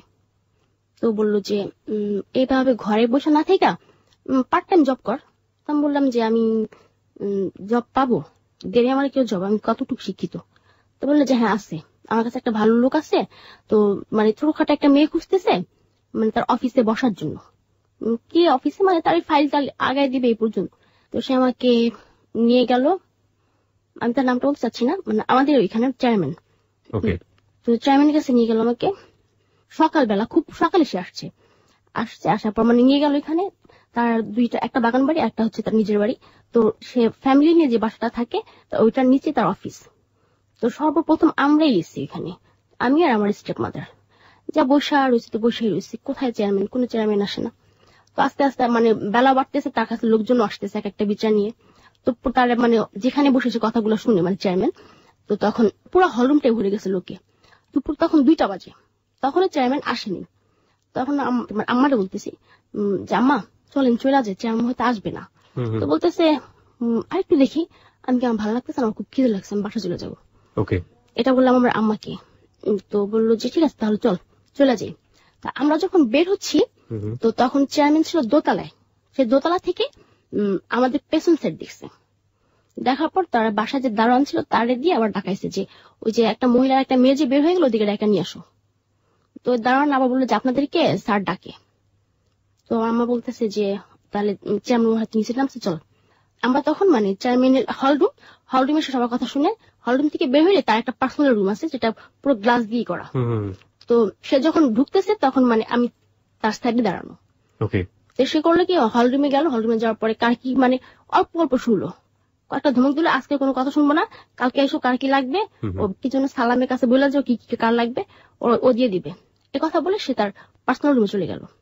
তারপরে তার যে পিএ আছে পার্সোনাল, তার বললো যে ওই মেয়েটার ওই মহিলাটার পাঠাও ভিতরে। তো যাওয়ার পরে আমার স্টেপ মাদারকে বলতেছে কি ব্যাপার পাগলি, ওই সে বলতে আমার আম্মারে বলতেছে পাগলি করে বলতো, ঠিক রে পাগলি, এতদিন পর আসলি। ও আমার আম্মা এর মধ্যে আমার শিখাই দিল কি যে তোর যদি জিজ্ঞাসা করে যে আমি তোর কি হই, বলবি যে আমরা পাশাপাশি ফ্ল্যাটে থাকি, আমি যে তোর মা হই এটা বলবি না। তো আমি তখন তার জিজ্ঞাসা করলাম যে কেন বলবো না, না বলতে পারি, সমস্যা কি? বলে যে ওই যে বলছিলেন না যে একটা মেয়ে লাগবে জবের ব্যাপারে, তো ওরে আনলাম। তো বললো যে কখন আসছিস তোর এখানে? আম্মা বলতেছে যে আমি আসছি সকালে। লাঞ্চ করছিস? না করিনি। তাহলে কাজ করে তোরা বাগান বাড়িতে জানি আসতেছি। তার বাসার সাথে তার বাগান বাড়িটা। তো আমরা বাগান বাড়িতে গেছি, যাওয়ার পরে তার বিশাল একটা বাগান বাড়ি। তো এখানে গিয়ে বসছি, বসার পরে আমাদের জন্য দুপুরে খাবার পাঠিয়ে দিচ্ছে। তো এখানে লাঞ্চ করছি, লাঞ্চ করার পরে আমাদের লাঞ্চ করা শেষ, তারপর সে আসছে। আসার পর বলতেছে আমি কি ওর সাথে একটু আলাদাভাবে কথা বলতে পারি? এটা বলতেছে আমার আম্মাকে চেয়ারম্যান। তো বললো যে হ্যাঁ পারবেন। এই কথা বলার পর মানে তার যে রুম আছে বাগান বাড়িতে, সেখানে আমার নিয়ে গেল। তো তখনও আমি ওই ধরনের কিছু বুঝি নাই, সে আমার গায়ে কোনো হাত দেয় না বা কিছুই না, তখনও সে আমাকে বুঝতে দেয় নাই যে এটা কোনো জব না। তো বলতেছে যে তোমার মতো একটা মেয়ে, মানে এতটুকু ছোট একটা মেয়ে খুঁজতেছিলাম, তুমি আসলে খুব কিউট, খুব লাভলি, এটা সে আমাকে বলতেছে। তো বললো যে তুমি কালকে ঠিক রাত 8টা বাজে আমার এই বাগান বাড়িতে চলে আসবা। তো বললাম 8টা বা রাত্রে আসবো কেন? রাত্রে আসতে পারবো না, আমার মামাকে তাহলে বকবে। যে জব দিবেন ঠিক আছে, তো সেটা রাত্রে কেন আসবো? তো ওই কথাটা বলার পর সে বললো তাহলে বিকেলে এসো 5টার দিকে। আমি বললাম যাত্রা বিকেলে আসতে পারবো। বিকেল আসলে সমস্যা আমি কিনা বিকেলে আসতে পারবো, কিন্তু রাত্রে বাসা থেকে বেরোতে দেবেন আমাকে। তো তাহলে বিকেল 5টার দিকে এখানে চলে আসিও তুমি। তো তখন করলে কি মানে ওই দিন সে আমার হাতে না, আমার আম্মার হাতে সে 2000 টাকা দিছে, আমার সামনেই দিছে। তো টাকাটা কেন দিছে আমি তা জানি, আমি ভাবছি হয়তো এমনিতেই দাঁড়িয়ে দিছে, কিন্তু টাকাটা যে আমার পারপাসে তাকে দেওয়া হয়েছিল সেটা আমি পরে বুঝতে পারছি। তো পরদিন বিকেল 5টা বাজে আমি তার বাগান বাড়িতে যাই, একাই যাই। যার পর তখনও সে আমাকে কিছু বুঝতে দেয়নি। তখন সে আমার বললো তখন সে করলো কি, বললো যে আমার তো ঢাকার বাইরে অনেকগুলো আছে, হাউজিং আছে, তো সেখানে আমি একটা মানে তোমার মতো একটা সুন্দর একটা মেয়ে রাখতে চাচ্ছি। তো তুমি যদি কক্সবাজার থাকতে চাও, তোমার কক্সবাজার রাখতে পারবো, বা যদি বলো না ঢাকাতে কোথাও, ঢাকাতেও রাখতে পারবো। কখনো কক্সবাজার তুমি গেছো? আমি বলছি যে না, আমি কখনো কক্সবাজার যাইনি। তাহলে তোমার কক্সবাজারে ঘোরা হবে, আমার জায়গাগুলো তোমার দেখা হবে, বা তোমার অফিসগুলো তোমার পছন্দ হবে কিনা, মানে এটা তুমি যেটা বলবো তাই করবো। তো তখন করলো কি, বললো যে আমাদের সাথে আরেকটা মেয়ে যাবে, সে তোমার অনেক সিনিয়র, সেটা বলতেছে আমাকে ওই চেয়ারম্যান। আর তাকে আমি বলতাম কি চেয়ারম্যান চাচা, যেহেতু আমার সিনিয়র, অনেক অনেক বয়স্ক সে, তো তাকে আমি চেয়ারম্যান চাচা করে ডাকতাম। তো বললো যে তোমার আমাদের সাথে তোমার একটা বড় আপু যাবে, সে তোমার অনেক সিনিয়র, তো তার সাথে কথা বলো তুমি মোবাইলে। তার সাথে কথা বলাই দিল। তো বললো যে হ্যাঁ আমরা তো কালকে তাহলে কক্সবাজার যাচ্ছি, তো তখন তো দেখাই হবে তোমার সাথে। সে করলো কি, আমাকে 10,000 টাকা দিছে ওই দিন, কিন্তু আমার জব হয়ে গেছে এটা বললো সে, যেটা হইতেছে তোমার অ্যাডভান্স 10,000 টাকা, আর তুমি মান্থলি পাবা 12,000 টাকা করে, এটা সে আমার বললো। ও বললো যে এই 10,000 টাকা তোমার অ্যাডভান্স, এটা দিয়ে তোমার যা ইচ্ছা তুমি করিও। তো যেহেতু আমার জব হয়েছে, আমি ওইখান থেকে রাখছি আমার নিজের জন্য 3,000 টাকা, আর বাকি 7,000 টাকা আমার মার কাছে দিছে গিয়ে। তো মা বললো যে এটা তোর জব দিছে কে? তো আমি তখন মানে চেয়ারম্যানের নামটা প্রকাশ করিনি, আর নামও জানি না, তাই আমি ডাকি চেয়ারম্যান চাচা। তো বললো কোন চেয়ারম্যান, এর থাকে কই সে? তো আমি বললাম যে সে থাকে তো শ্যামপুরের দিকে। তো মা বলতেছে, মানে তার নামটাই বলছে। আমি বললাম যে নাম বলতে পারতেছি না, যে কিশোর অফিস তার, যে তার নাকি হাউজিং এ সেখানে মেয়ে লাগবে। তো মা তখন ভাবলো যে হইতেও পারে, মানে তারও এই ধরনের কোনো ইস্যু না যে তার মেয়েটাকে কোথায় বা কি করা হইতেছে। তো বললাম যে আমরা কাল কক্সবাজার যাব। তো মা বলতেছে কক্সবাজার যাবি, এটা কেমন জব রে, আমার তো দেখতে হয় যে তোর কক্সবাজার যেতে হবে। তো আমি বললাম যে আগে যাইনি, ভালো মন্দ তো আমি তোমার বলবোই। তো তখন 7,000 টাকা আমার কাছে দিয়ে গেছি, আর 3,000 টাকা আমার মানে কিছু কসমেটিক বা শপিং এগুলোই করছিলাম। পরদিন সে আমাকে বললো যে তুমি ঠিক দুপুর 2টার দিকে মতিঝিল ওই যে মোহামেডান স্পোর্টিং ক্লাবটা আছে না, ওইখানে থাকার জন্য, যে ওইখানে আমার গাড়ি থাকবে, বা তুমি কালকে তোমার যে আপুর সাথে কথা বলছো ওই আপু থাকবে ওইখানে, তোমাকে ওই রিসিভ করবে, তোমাকে রিসিভ করবে। সে আমাকে একটা সেল দিল, সিটি সেল। তখন সিটি সেল নতুন না পুরানি, হ্যাঁ একটা সিটি সেল দিল। সে আমাকে বললো যে এই সেলটা দিয়ে তুমি তোমার ওই আপুর সাথে যোগাযোগ করবা, তুমি মতিঝিল গিয়ে এখানে মানে ওর ফোন দিলে দেখবা যে মতিঝিলি আছে, তুমি তো চিনবা না। তো আমি সেলটা নিয়ে গেলাম, নিয়ে যাওয়ার পর পরদিন দুপুরবেলা আমার ব্যাগটাক নিয়ে আমি মতিঝিলের মানে মধুমিতার সামনে চলে যাই। যাওয়ার পরে দেখি যে একটা গাড়ি থামানো, সিলভার কালার একটা গাড়ি। তো ফোন দেওয়ার পর মেয়েটা বের হয় গাড়ি থেকে। বের হওয়ার পর বলতেছি তুমি বর্ষা? তো বললাম যে হ্যাঁ আসো। তো বলো তোমার বস তো এখনো আসে নাই, তোমার বস উঠাইতে হবে অন্য জায়গা থেকে, তোমার বস অন্য জায়গায় একটা কাজে বিজি আছে, সেটা বললো। মানে সে তখনও আমার প্রাথমিক কোনো ধারণা দেয়নি যে অ্যাকচুয়ালি কি হবে কক্সবাজারে যাওয়ার পর। তো সারাটা পথ খুব আনন্দ করতে করতে গেছি, আর ওই মেয়েটা আমাকে খুব ছোট বোনের মধ্যে খুব আদর করতেছে। তো কক্সবাজার আমরা পৌঁছাইছি রাত 2টার দিকে। ওকে, রাত 2টার দিকে পৌঁছালেন। পৌঁছানোর পর কি হলো সেটা তো আমরা জানবই। এই ফাঁকে আরেকবার মনে করে দিচ্ছি প্রিয় শ্রোতা, আপনি শুনছেন এবিসি রেডিওর হ্যালো 8920। এবিসি রেডিওতে প্রতি বুধবার রাত 11টার খবরের পর 11:20 আমরা অনুষ্ঠানটা প্রচার করে থাকি। এখানে জীবনের গল্প বলা হয়। আজকে জীবনের গল্প বলছে বর্ষা। বর্ষাকে নিয়ে আমাদের ফেসবুক পেজে একটা রেডিও স্ট্যাটাস দেয়া আছে, ওখানে চাইলে আপনি মন্তব্য করতে পারেন, বর্ষার সাথে সরাসরি কথা বলতে পারেন। আমাদের ফেসবুক পেজের ঠিকানাটা হচ্ছে facebook.com/hello8920, facebook.com/HELLO8920। ওখানে গিয়ে লাইক দিলে সঙ্গে সঙ্গে আপনি আমাদের মেম্বার হয়ে যাবেন। হ্যাঁ, রাত 2টোর পরে পৌঁছানোর পর কি হলো? রাত 2টোর দিকে পৌঁছাইছি। পৌঁছানোর পর আমরা উঠছি কি হোটেল শৈবালে। ওকে।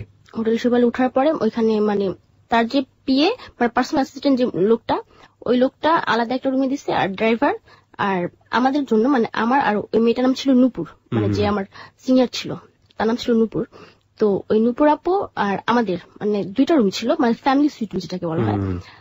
তো ওই একটা রুম নেওয়ার পরে রাত্রেবেলা তো নূপুর আপুকে জেনে সে ডেকে জন্য কি বলছে, তো বলার পর নূপুর আপু বললো যে এখন না একটু মানাতে হবে ব্যাপারটা, কারণ ও ব্যাপারটা এখনো জানে না। তো নূপুর আপু বললো যে বর্ষা তুমি আমার সাথে আসো। তো আমি তার সাথে শুইলাম যে আমি পাশের রুমে। তো সে আমার রাত্রেবেলা শুয়ে বলতেছে বর্ষা তুমি ড্রিঙ্ক করো? তো আমি যেহেতু আগে একবার করছি বা আরো করছি এখানে, আমি বলছি যে হ্যাঁ একটু একটু করি। তো বললো যে আচ্ছা তাহলে আমরা ড্রিঙ্ক করে আর কথা বলি। তো করতেছি তার সাথে, তখন সে বলতেছে আচ্ছা বর্ষা তুমি কি জানো তোমার এখানে কেন আনা হয়েছে? তো বললাম যে হ্যাঁ জানি। কি জন্য বলো? তুমি কি জবের জন্য? না, তোমার এখানে জবের জন্য আনা হয়নি। তা বললাম কিসের জন্য? তুমি এই যে দেখতেছো তোমার বস, এর সাথে তোমার সেক্স করতে হবে। তো এই কথাটা যখন শুনছি, শোনার পর মানে পুরো আকাশটা ভেঙে পড়ছে যে আবার সেই ভুল, মানে আবার সেই একই ইটা আমার উপর আবার আসবে, যেটাতে আমি ভুলেই গেছি। তো এমন একটা সিচুয়েশন যে আমি এখান থেকে আসতেও পারবো না, বা দেখা গেছে এখান থেকে যদি চলে আসি আমি, হয়তো চেয়ারম্যান অনেক কিছু একটা বলবে যে তার টাকা পয়সা নিয়ে বা এই ধরনের কিছু একটা বলবে, সে বলাটা অস্বাভাবিক কিছু না। তো তুমি কি করবা? তুমি বললাম যে কি করব মানে, তাহলে আপু যেহেতু তুমি আমার বোনই ডাকছো, তুমি তারা বলো যে আমি এটা করবো না। তো বলতেছে দেখো এটা তো হবে না, তারপরও একটু মানাই নিও কেমন, সেটা আমারে বললো যে একটু মানাই নিও। এই কথাটা বলার পর সে আমার তার রুমে দিয়ে আসলো। দিয়ে আসার পরে দেখি চেয়ারম্যান শুয়েছে, আমি পাশেই বসার পরে সে বলতেছে কি ব্যাপার, ভালো লাগছে এই যে আসছো এই পর্যন্ত, কেমন দেখলা? আমি কি জি ভালো দেখছি। তো বলতেছে যে বসে আছি কেন, আসো এখানে সব। তো তাই আমি বলতেছি দেখেন আপনি তো আমার অনেক বড়, তারপর আমি আপনাকে চাচা ডাকছি, তো নূপুর আপাকে আমাকে যেটা বললো সেটা কিভাবে সম্ভব? তো সে বললো যে কেন, তোমার ওই মহিলা কিছু বলে নাই? আমি বললাম যে হ্যাঁ বলছে, সেটা জবের ব্যাপারে, কিন্তু জবটা যে এটা আমি সেটা বুঝিনি। তো সে কোনো কথাই মানে কোনো কর্ণপাত করে নাই, কোনো কথাবার্তা মানে ওই ধরনের কিছুই, মানে যে আমি তার কাছে একটা আকুতি করতেছি যে আমার সাথে এই ধরনের কিছু করিয়েন না, তোমার সেই ধরনের কিছুই আমাকে কোনো কথাই না। সে আসলো আমার যা মানে তখন ওই মুহূর্তে এই মানে সে ড্রিঙ্কস অবস্থায় ছিল, তো এক প্রকার মানে খুব জোর জবস্তি ছিল ওই মুহূর্তে, জবরদস্তি করার পর সকালবেলা। তো আমি বলতেছি আমি ঢাকা চলে যাব। তো বলতেছে যে ঠিক আছে ঢাকা যাবা, পাঠাই দেবো তোমাকে। এটা বললো চেয়ারম্যান, তোমাকে পাঠাই দেবো, সমস্যা নেই। তো তারপর 1 সপ্তাহ থাকা পড়ছে এখানে। তো নূপুর আপু বুঝাইছে যে থাক, একবার হয়েছে তোমার কাছে আসা যাবে না, তোমার ছুঁয়েও সে দেখবে না, যাবার হয়ে গেছে তুমি আমার রুমে থাকো আর সে ওইখানেই থাকবে, বা তুমি যদি এখানে থাকতে না চাও তাহলে আমি আর তুমি আর এক রুমে যাবো। তখন ওই 1 সপ্তাহ ছিলাম, যে 1 সপ্তাহের মধ্যে মানে সে আর আমার কাছে আসেনি। 1 সপ্তাহ পর আমরা ঢাকাতে আসছি। আসার পরে তখন আমার কাছে কিছু বলিনি যে আমার সাথে কি হয়েছে। তো মা বলতেছে যে কি হয়েছিল, কি জবটা কি? তো বললাম যে না আমার পছন্দ হয় না। তো বললো যে চেয়ারম্যানের নামটা কি রে? তখন তার নামটা বললাম আমি। তো মা বললো যে এইখানে তোরে নিয়ে গেছে। তা আমি বললাম যে হ্যাঁ, তুই আগে নামটা আমার কেন বলিস, আমি তখন নামটা জানতাম না তার। তখন মা বললো যে তাহলে সব দিক দিয়ে সবাই সুযোগ নিতেছে। তখন মা বললো বটা তুই চলে যা এখান থেকে, যে দিকে মুচা চলে যা, আর নয়তো এই যে এত গাড়ি দেখিস এখানে যা মরতে পারিস না তুই। তো তখন বললাম যে ঠিক আছে দেখি কোথায় যাই আমি। আপনি স্টেপ মমের কাছে আপনি জাননি, বলেন না যে তুমি আমাকে জেনে শুনে কেন এরকম করলা? অ্যাকচুয়ালি কি মানে আমার সাথে যে এত ঘটনা ঘটা হয়েছে আমি কখনো কারো কাছে মানে জিজ্ঞাসা করিনি যে কেন আমার সাথে এগুলা করছো। শুধু আমার মাকেই বলতাম যে মা আমার লাইফটা এমন কেন হইলো, আমার সাথে তোমরা এমন কেন করলা।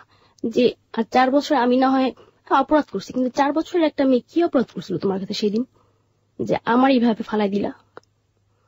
তো মা এই উত্তরে কখনোই কিছু বলেনি আমাকে, কিছুই বলে না তাদের কোনো মানে এইটা যখন আমি প্রশ্ন করি তাদেরকে দেখা গেছে যে এই এখন আলাদা থাকতেছি, আলাদা ভাবে চলতেছি ফিরতেছি।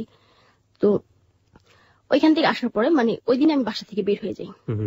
বের হয়ে যাই কোথায় যাব, এমন কাউকে চিনিও না, যেতে হবে কোথায় আত্মীয় স্বজনের বাসায়।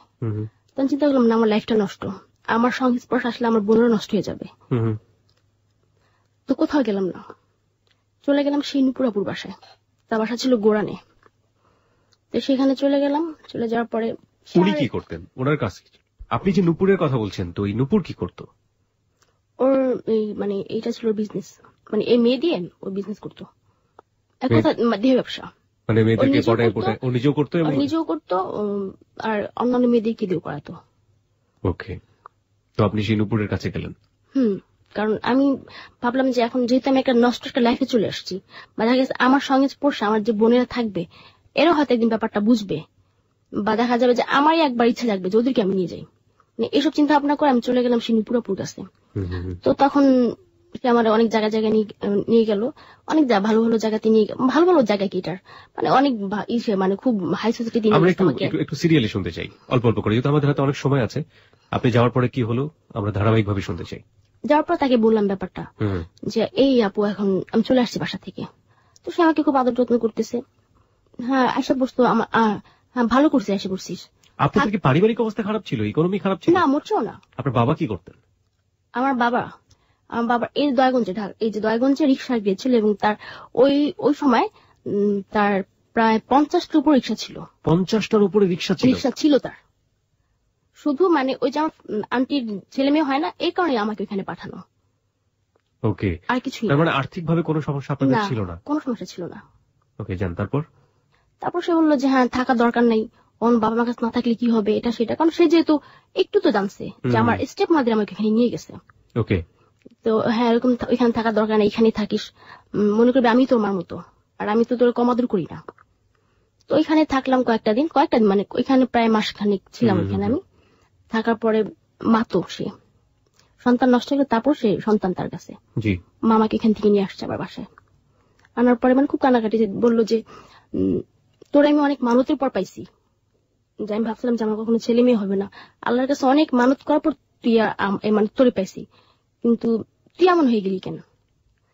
মানে সেই দিনে তার প্রশ্ন করছিলাম যে 4 বছর বয়সে আমি কি করছিলাম, আমি যেমন হয়ে গেছি, যে 4 বছর বয়সে আমি কি করছিলাম, আমার কেন পাঠাচ্ছিল এখানে। আমার কি কখনো সাত জাগে নাই যে আমি আমার মার কাছে যে শুয়ে আমার মার বুক একটু মাথা রাখি, কেন করছিল এটা আমার সাথে।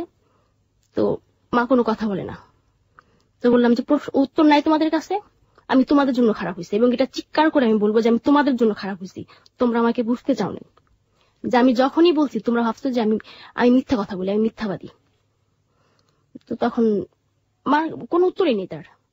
তারপর সে বললো যে দেখ মানুষ বাঁচতেছে না, ভালো হয়ে যা তুই।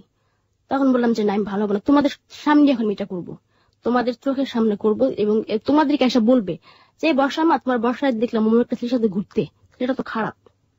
তখন দেখবা যে কতটা খারাপ লাগে তোমার কাছে, তোমার মেয়ের সম্পর্কে এসে বলতেছে একটা বাজে মন্তব্য যে তোমার মেয়ে খারাপ হয়ে গেছে। মানে এই তখনই মানে এই ব্যাপারগুলো আমি এনজয় করতাম, এবং দেখা গেছে যে আমার মাকে মাঝে মধ্যে ফোন করে বলতাম আমি একটা ছেলের সাথে আসি মা, এরকম করতাম। তো একটা পর্যায়ে তখন আমার বাবা বলতেছে যে যাওয়ার হয়ে গেছে, ওরা এখন থাকতে বল বাসায়, ও তো মান সম্মান আর কত দিক দিয়ে মারবে। তো মান সম্মান মারতেছি, ঠিক আছে থাকবো না তোমাদের কাছে আমি। তো বলে যে থাকবি না, তা আবার তো আসিস। একটু ক্লিয়ার করেন আমাদের শ্রোতাদেরকে, মান সম্মান মারা বলতে আপনি ফুললি দেহ ব্যবসার সাথে জড়িয়ে গেলেন? ফুললি আমরা যেটাকে বলি ফিজিক্যাল বিজনেস বা যেটাই বলি না কেন, এটার একটা কিছু নাম আছে, আমি সেই নামগুলো দিয়ে আমি আমার অতিথিকে অপমান করতে চাই না। আর আপনারা আপনার গল্পের প্রয়োজনে বুঝে নেবেন ও সেই বিজনেসের সাথে পুরোপুরি জড়িয়ে গেল, ফুললি ইনভলভ যেটাকে বলে। এবং সেটাকে আপনার বাবা বলছে যে মান সম্মান আমি নষ্ট করতে চাই না, ওকে ফিরে নিয়ে আসো বা এরকম একটা কিছু। ওকে, তারপর যে এখানে তো আমাদের মানে বাবা বললো যে ও তো অনেক মান সম্মান মারতেছে, ওরা বলে এখান থেকে ফিরে আসতে, আর নয়তো এমন কোথাও যাইতে যাতে আমাদের কোনো ছায়া ওর উপর না পড়ে, বা ও যে আছে মানে এরকম একটা আমাদের একটা মেয়ে আছে এটা আমি কখনো মনে করতে চাই না। তো এটা বলার পর মা আমাকে বললো, তো আমি পাশের রুমি থেকে শুনছি সব, তো বললাম যে না আমি ভালো হব না, তো ভালো হবে না, চলে যা।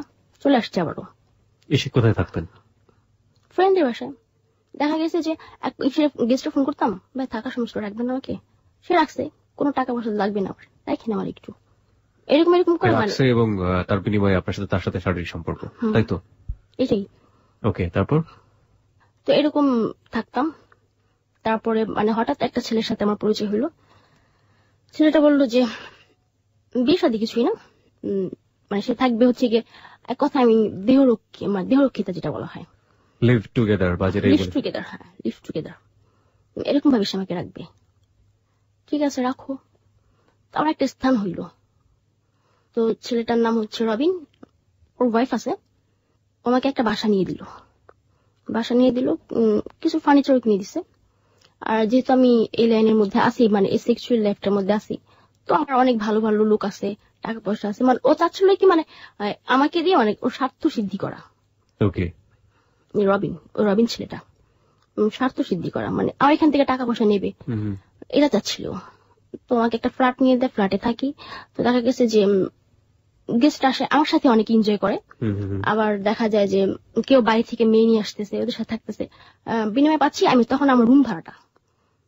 ঘন্টা 1 ঘন্টা থাকবে 500 টাকা 1000 টাকা, মানে ওইটা মানে ওই গেস্টের উপর ডিপেন্ড করে বলি যে তার অ্যাকচুয়ালি তার কতটুকু ব্যালেন্স আছে দেওয়ার মতো। মানে 1 ঘন্টা 500 টাকা, বা দেখা গেছে যে তার চেয়ে একটু উপরে লেভেলে যে তারা বলি যে ভাই 1000 টাকা দিন। আপনার ফ্ল্যাটটা ভাড়া দিচ্ছেন আপনি এই কাজের জন্য 500 টাকা 1000 টাকা প্রতি ঘন্টায়। ওকে।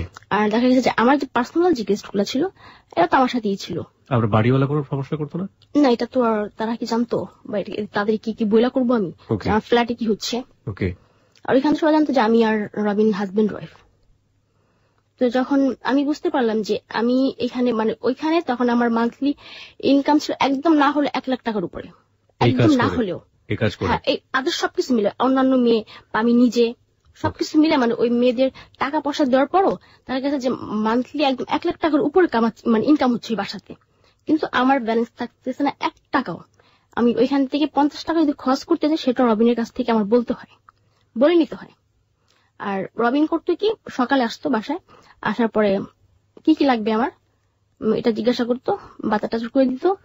তারপরে আবার আসতো সন্ধ্যায় আসার পরে সে মানে কে কে আসছে, কি হয়েছে, কত টাকা হয়েছে, টাকাগুলো নিয়ে সে আবার চলে যেত। আবার আসতো রাত 11টায়, কিছু হয়েছে, টাকা পয়সা থাকলে সব নিয়ে যেত, এ পর্যন্তই। তো পর যখন বুঝতে পারলাম যে অ্যাকচুয়ালি আমি এখানে থাকলে কিছুই হবে না আমার, এর মধ্যে রবিন করলে কি মানে ও রবিনের চোখে মানে একটা জিনিস খারাপ লাগলো যে বর্ষায় কেন একটা লোকের সাথে থাকবে। তখন আমাকে বারণ করলো ব্যাপারটা যে তুমি এটা করো না। তো ঠিক আছে, আমি রবিনের কথা মতো আমি আর এটার সাথে তখনই করতাম না। রবিন বললো যে যত টাকা অফার করুক তুমি এটার মধ্যে যাবা না, আর যদি কেউ জোরও করে আমারে জানাবা। তো আমি মানে আমার যে গেস্টটা মানে ছিল তখন বললাম দেখেন আমার বিয়ে শাদী হয়ে গেছে, তো এখন তো আর আমি এটার মধ্যে পারতেছি না। তখন দেখা যাচ্ছে অনেকে মানতেছে, অনেকে আসতেছে না এই কথা শোনার পরে। তো তারপরে ওই রবিন আমার মানে এটা থেকে একটু বিরত রাখার পর তখন ওই অন্যান্য মেয়েরা আসতো আমার বাসায়, কিন্তু এদেরকে দিয়ে করতাম। কিন্তু পরে যখন বুঝতে পারলাম যে রবিন অ্যাকচুয়ালি আমাকে এটা অন্য কাজে ব্যবহার করতেছে, যে আমাকে ভালো তো দূরের কথা, ভালো তো বাসেই না, আমাকে মানে ওই হিসাবেই দেখতেছে, ওই হিসাবেই রাখতেছে, যে আমাকে কখনো বিয়েও করবে না। তখন মানে ওইখান থেকে চলে আসছি আমি, একদম সবকিছু ফালায় এক কাপড় ওইখান থেকে চলে আসছি। পর রবিন ফোন করছে, আয়সা পড়ো, কি করবা, তোমার কষ্ট হবে রাস্তায় থাকতে, বাড়ি কেন থাকবা, এগুলা বলতো। কত মাস ছিলাম ওখানে রবিনের সাথে ছিলাম তখন 2010-এ প্রায় 6-7 মাস এরকম। ওকে। তারপরে এখান থেকে চলে আসছি। রবিনের মধ্যে একটা ঘটনা ঘটছে যে আমাদের গ্রামের একটা ছেলে, ওর নাম হচ্ছে গিয়ে মেহেদী হাসান সাহেব, মানে ছেলেটা আমাকে খুবই পছন্দ করতো, কিন্তু কখনো বলতো না যে আমাকে পছন্দ করে বা ভালোবাসে। ও জানতো আমার এই ব্যাপারে, আমার কথা হচ্ছে গিয়ে যে আমার সাথে যদি কেউ ফ্রেন্ডশিপ করতে আসে, আগে আমার ব্যাপারটা তোমার জানতে হবে, আমি কে, আমি কি করি, পরে আরেকজনের কাছে শুনে আমাকে বলবা, তা হবে না। আমি ইচ্ছাকৃত বলতাম যে আমি কিন্তু করদাল, বন্ধুত্ব করবে না আমার সাথে, এটাই বলতাম। তো সাহেবের সাথে আমার পরিচয় আমাদের গ্রামে গিয়ে। তো সাহেব যখন আমার সাথে ফ্রেন্ডশিপ করতে চায়, তখন বলছি ভাইয়া একটা কথা বলি, করদাল বুঝেন? তো বললো যে হ্যাঁ বুঝি। আমি আমার কথা বলবো এটাও বুঝে নাই। তো বললাম যে ভাই আমি করদাল, আমি সেক্স করি, বুঝতে পারছেন, আমার পেশা সেক্স। আপনি কি আমার সাথে সেক্স করতে চাচ্ছেন না অন্য কিছু, না শুধু বন্ধুত্ব করুন, সেটাকে বলেন। তো মানে সাহেব তখন একটু ওই হয়ে যায় যে এইটা কি বলে মেয়েটা, যে ও সেক্স করে। তো অনেক সবাই একদম গোপন, কিন্তু ওদিক সরাসরি বলতেছে যে আপনি যে বন্ধুত্ব করতে চাচ্ছেন, আপনি বন্ধুত্ব সম্পর্কটা বুঝতেছেন যে বন্ধুত্ব কি, যে আপনি কি মানে সেক্স মানে বন্ধুত্ব মানে বন্ধু হয়ে পরে বলবেন সেক্স করবে, এই ধরনের কিছু। ভাই আমি কল আপনি সেক্সও করতে পারেন, যদি বন্ধুত্ব হন ফ্রেন্ডশিপ সম্পর্ক করতে চান তাহলে কোনো ফিজিক্যাল রিলেশন সেখানে হবে না, স্রেফ বন্ধু। এটা আমি সাহেবরে বলছি। তো বলার পর সাহেব একটু মানে কথাগুলো শোনার পর তখন মানে ও মানে যে এত ভালো একটা মেয়ে কেন এরকম, ও তখন আমার কাছে ব্যাপারগুলো জানতে চাইলো। তো ওর কাছে ব্যাপারগুলো বলছি আমি। তো বলার পর বিয়ে করবা, করবে না, ভালোবাসি এ পর্যন্ত জানি যে আমার প্রচন্ড ভালোবাসে। তো রবিনের কাছ থেকে মানে এই রবিন যে আমাকে ব্যবহার করতেছে, এটা ওই আমাকে বললো যে বর্ষা তুমি এখান থেকে চলে আসো, তুমি গ্রামে থাকো, তোমার সম্পূর্ণ খরচ আমি দেবো, তোমার যেইখানে যা লাগে সবকিছু দিব। This track was downloaded from FusionBD.com. তখন ওর কথা মতো আমি বাড়িতেও আসছি। আসার পরে তখন রবিন বারবার ফোন করতেছে, আইসা পড়ো। ও সাহেবের ব্যাপারটাও আবার রবিন জানতো যে সাহেব আমাকে খুব পছন্দ করে। তো রবিন বললো ফোন করে যে সাহেব তোমার কখনই বিয়ে করবে না বর্ষা। আমি তুমিও তো করবা না, করবা বিয়ে আমারে, তাহলে বলে আমি এসে পড়ি। তো বলতেছে যে তুমি তো জানোই আমার ওয়াইফ আছে, মেয়ে আছে, আমি কিভাবে করি। তাহলে রাখছিলা কেন? তাহলে কি মানে শুধু এইটাই ছিল কারণ যে আমার দিয়া তুমি আমার ইউজ করতেছো টাকা পয়সার কারণে? তো বলতে তুমি আমার কত টাকা পয়সা দিছো, তোমার সব ফিরিয়ে দিব, তারপর তুমি চলে আসো। মানে এটা হইতেছে মানে এই কথাগুলো বলে নিয়ে আটকে রেখে টর্চিং করবে আমাকে, এই ধরনের কিছু একটা। তো পরে আমি যাইনি রবিনের কাছে। তো ও সাহেব আমাদের বাসা প্রতিদিন আসা যাওয়া করে। তো মা বললো যে সাহেব এরকম আসা যাওয়া করে, এটা ঠিক না। আর সাহেব হচ্ছে কি আমাদের গ্রামের উপজেলা চেয়ারম্যানের ছোট ভাই। তো যে ওদের ফ্যামিলি জানলে হয়তো একটু হবে, এই মানে তার কারণে গেছে যে সাহেব এখানে আসা যাওয়া করে। তো পরে বলছে যে ও যেন এখানে না আসে, সাহেব যেন এখানে না আসে। তো সাহেব ব্যাপারটা জানার পর সাহেব আসতো, মানে কেউ না দেখে এরকম ভাবে আসতো, একটা কথাবার্তা বলতে এই পর্যন্তই। কিন্তু মানে সাহেব কখনো ফিজিক্যাল রিলেশনের দিকেও আসে নাই। ওনার কথা হইতেছে যে আমি ওরে আস্তে আস্তে ফিরে আনবে পথ থেকে, এটা ছিল সাহেবেরই। পরে যখন আমি ঢাকা চলে আসি, ঢাকা আসার পর আবার ঢাকা চলে আসি আমি, তখন মার সাথে ঝগড়া লাগে, মার সাথে ঝগড়া ঢাকা চলে আসি। ঢাকাতে আসার পরে তো তার কয়েকদিন পর সাহেবও আসে। তখন আমি এসে ঢাকাতে এসে উঠি। মনি বলে একটা মেয়ে ছিল, ও এই বিজনেস করতো, আর ও করতো মানে হোটেলে উঠতো। ও সবসময় বাড়ি থাকতো, আর ওর বাসা থাকতো ছোট একটা বোন। তো আমি বললাম যে মনি তোর এখানে থাকতে হলে কি করতে হবে? তো বললো যে তুই আমার বাসা এটা কর বা না কর এটা আমার দেখার বিষয় না, কিন্তু পার ডে তুই আমার 100 টাকা করে দিবি বাসাতে। এটা বললো মনি আমাকে। তো আমি চিন্তা করছিলাম যা হয়তো আরো বেশি বলবে, 100 টাকা করে। তো আমি এখানে থাকলাম কয়েকটা দিন। থাকার পরে এখন সাহেব ঢাকা আসছে। সাহেব আসা বলতেছে তুমি কই? বললাম যে আমি তো বান্ধবী মনির বাসাতে আছি। তো বললো যে আমি কি এখানে আসতে পারি? আমি বললাম যে না, এই জায়গাটা ভালো না। কি হয় এখানে? এখানে সেক্স হয়, আপনি জানেন না এখানে কি হয়, আমি কি করে আপনি জানেন না? তো বলতেছে যে তাহলে অন্য কোথাও দেখা করি, কিছু কথা ছিল। তারপরে ও নিয়ে গেল ওর এক কেমন দুঃসম্পর্কের আন্টি না কি হয় সেখানে নিয়ে গেল। নিয়ে যাওয়ার পরে অনেক কথাবার্তা বুঝাইলো আমাকে। দেখো সে তো তোমার মা, আর সে তো তোমার ভালোর জন্য তোমাকে বকা দিছে, আর কোনো মা কি চায় যে তার সন্তান খারাপ হয়ে যাক? তো অনেক বুঝাইছে। তারপর আমি আসিনি, এখান থেকে আসি নাই। তো সাহেব পরে বিয়ে করলো। সাহেব মানে কখনো আমার বলেনি যে আমি তোমার বিয়ে করবো, বা এই যে আদার্স এই যে অনেক ছেলেরা আসে, মানে অনেক আসে, অনেক অহরহ ছেলে আসতেছে আমার কাছে, দেখতে অনেক সুন্দর, আমার খুব প্রশংসা আমার সামনে বৈশা। তারপরে মানে সেক্স করার আগে, আমার সাথে সেক্স করার আগে বলো তুমি এগুলা সেরা দাও, তুমি এত একটা ভালো মেয়ে, কেন এগুলা করতেছো, এতই টাকা পয়সা আমার কাছে এসে পড়ে, আমি তোমার রাখি, এটা সেটা। এই যে এখন যে বর্তমান মানে এখন এই বর্তমানটা বলতেছি আমি এখন বিশাল একটা সমস্যার মধ্যে আছি। বলছি প্রথমে যে মা মারা গেছে, তো না এটা আমাদের লিসনাররা জানে না, আপনি একটু প্রমাণ দিয়ে আসেন। তো আপনি যেটা বলছিলেন যে আপনার ছেলেরা এসে বলে এটা করে ওটা করে, যে ওই ছেলে মানে অনেক অহরহ ছেলে আসতেছে এবং সবাই মানে বলে যে ভালো হয়ে যাও, কিন্তু ভালো হওয়ার পেছনে যে একটা মানুষের দরকার, আমার পেছনে যে একটা গাইডের দরকার, বা এখন ভালো হইতে হইলে আমার একটা হাজবেন্ড প্রয়োজন আমার, কিন্তু সেটা মানে এই সংঘটাকে দিতেছে না। ভালো হয়ে যাও এই পর্যন্তই, বর্ষা ভালো হয়ে যাও, আমি দেখবো তোমারটা। কিন্তু পরে ফোন দিয়ে হ্যালো ভাইয়া কই, আমি বিজি বর্ষা, পরে ফোন দিও, এই পর্যন্তই। তো এই এখন যে বর্তমানটা, গত 9 ডিসেম্বর 2012 আমার মা মারা গেছে, আমি ঢাকাতে। এবং আমি যখন খবরটা শুনি তখন আমি গেস্টের সাথে বসে বসে কথা বলতেছি, এর মধ্যে আমার বাবা মাকে ফোন করছে যে বর্ষা কই তুই? বললাম তো বাইরে, কেন কি হয়েছে? তো বলতেছে যে তোর মা খুব অসুস্থ, তোরা দেখতে চাইতেছে, আইসা পর। তো অসুস্থ তখনই আমার কাছে একটুই লাগছে যে মা অসুস্থ, আমরা দেখতে চাই, কখনই না, হয়তো আমার মা নাই। তখন আমি বলছি আব্বা মার কিছু হয়েছে? তো বলছে আর না, তোর মা অনেক অসুস্থ, তুই আসা পর, তোর বড় আপা আসবে, তোর বড় মা আসবে, ওদের সাথে আসা পর। তো আমি বললাম আমার বড় আপার ছেলে মানে সামনে পরীক্ষা, তো বলতেছে ওর তো পরে অভি তো পরীক্ষা, অভি কিভাবে আসবে, ওরা আসবে না। তো বলতেছে ওরা আসলে আসুক, না আসলে আসুক, তুই চলে আয়। তো আমি বাসায় গেছি, বড় আপার বাসায় গেছি। বড় আপার বাসায় যাওয়ার পরে বড় আপা বলতেছে কিরে আম্মা কি অনেক অসুস্থ? এটা বড় আপা আমার বলতেছে, বড় আপার কাছে বলা হয় না যে আমার মা মারা গেছে। বললাম যে এরকম ভাবে তো কখনো বলে নাই, মনে হয় মা খুব অসুস্থ, চল দেখে আসি যা। তো বড় আপা আমরা সব একসাথে গেছি, যাওয়ার পরে দেখলাম যে আমার মায়ের লাশ। মানে মারে ঘৃণা করতাম না, ভালোবাসি, প্রচন্ড ভালোবাসি তারে, এখনো ভালোবাসি। আর আমি মনে করি যে আমার লাইফ থেকে কিছু একটা হারিয়ে গেছে আমার। যে আগে মানে যতই খারাপ করছে, একজন ফোন করে আমাকে জিজ্ঞাসা করছে বর্ষা কই আছিস মা, ভালো মতো চলিস। কিন্তু এখন সে বলার মতো লোকটা আমার নাই, যে আমি খারাপ করলেও সে আমার বলছে। তো এখন যে প্রবলেমটা, এই যে এখনো এই যে 31st নাইটে বিশাল বড় লোকের ছেলেরা আসছে আমার কাছে, সেক্স করার জন্য আসছে। মানে সেক্স করার আগে বলতেছে বর্ষা তো শুনলাম তোমার নাকি থাকার খুব সমস্যা ঢাকা শহরে।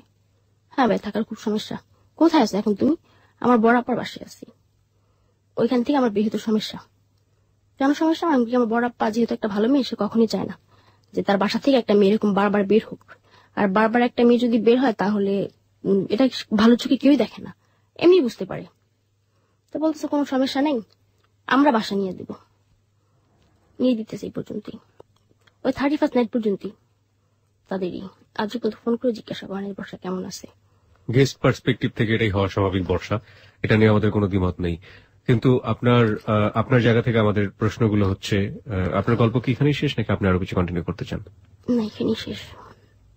মানে আমি যেটা মানে এখানে এসে বোঝাতে চাইলাম যে আমার কোনো ভুল ছিল না। মানে আমি যে গল্পটা বলছি আমার লাইফে, আমার এখানে যদি ভুল থাকে আপনি বলতে পারেন যে না বর্ষা তোমার চলায় এইখানে ভুল ছিল।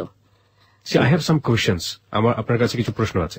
প্রথম কথা হচ্ছে যে হ্যালো 8920 স্টোরিটা এতটা ছোট হবে আমি চিন্তা করি নাই। ঠিক আছে, ছোট হয়েছে, স্টোরি আসলে স্টোরি, জীবনের গল্প যা তাই।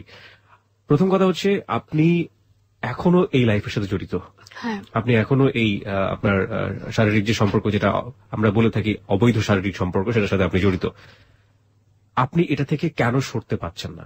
আপনার মূল কারণটা আপনি বলেন যে আপনি এটা থেকে কেন সরতে পারছেন না। আমি এটা থেকে কেন সরতে পারছি না, মানে এখন আমি মানে সরে কি করব? আমরা কি বিয়ে করবে?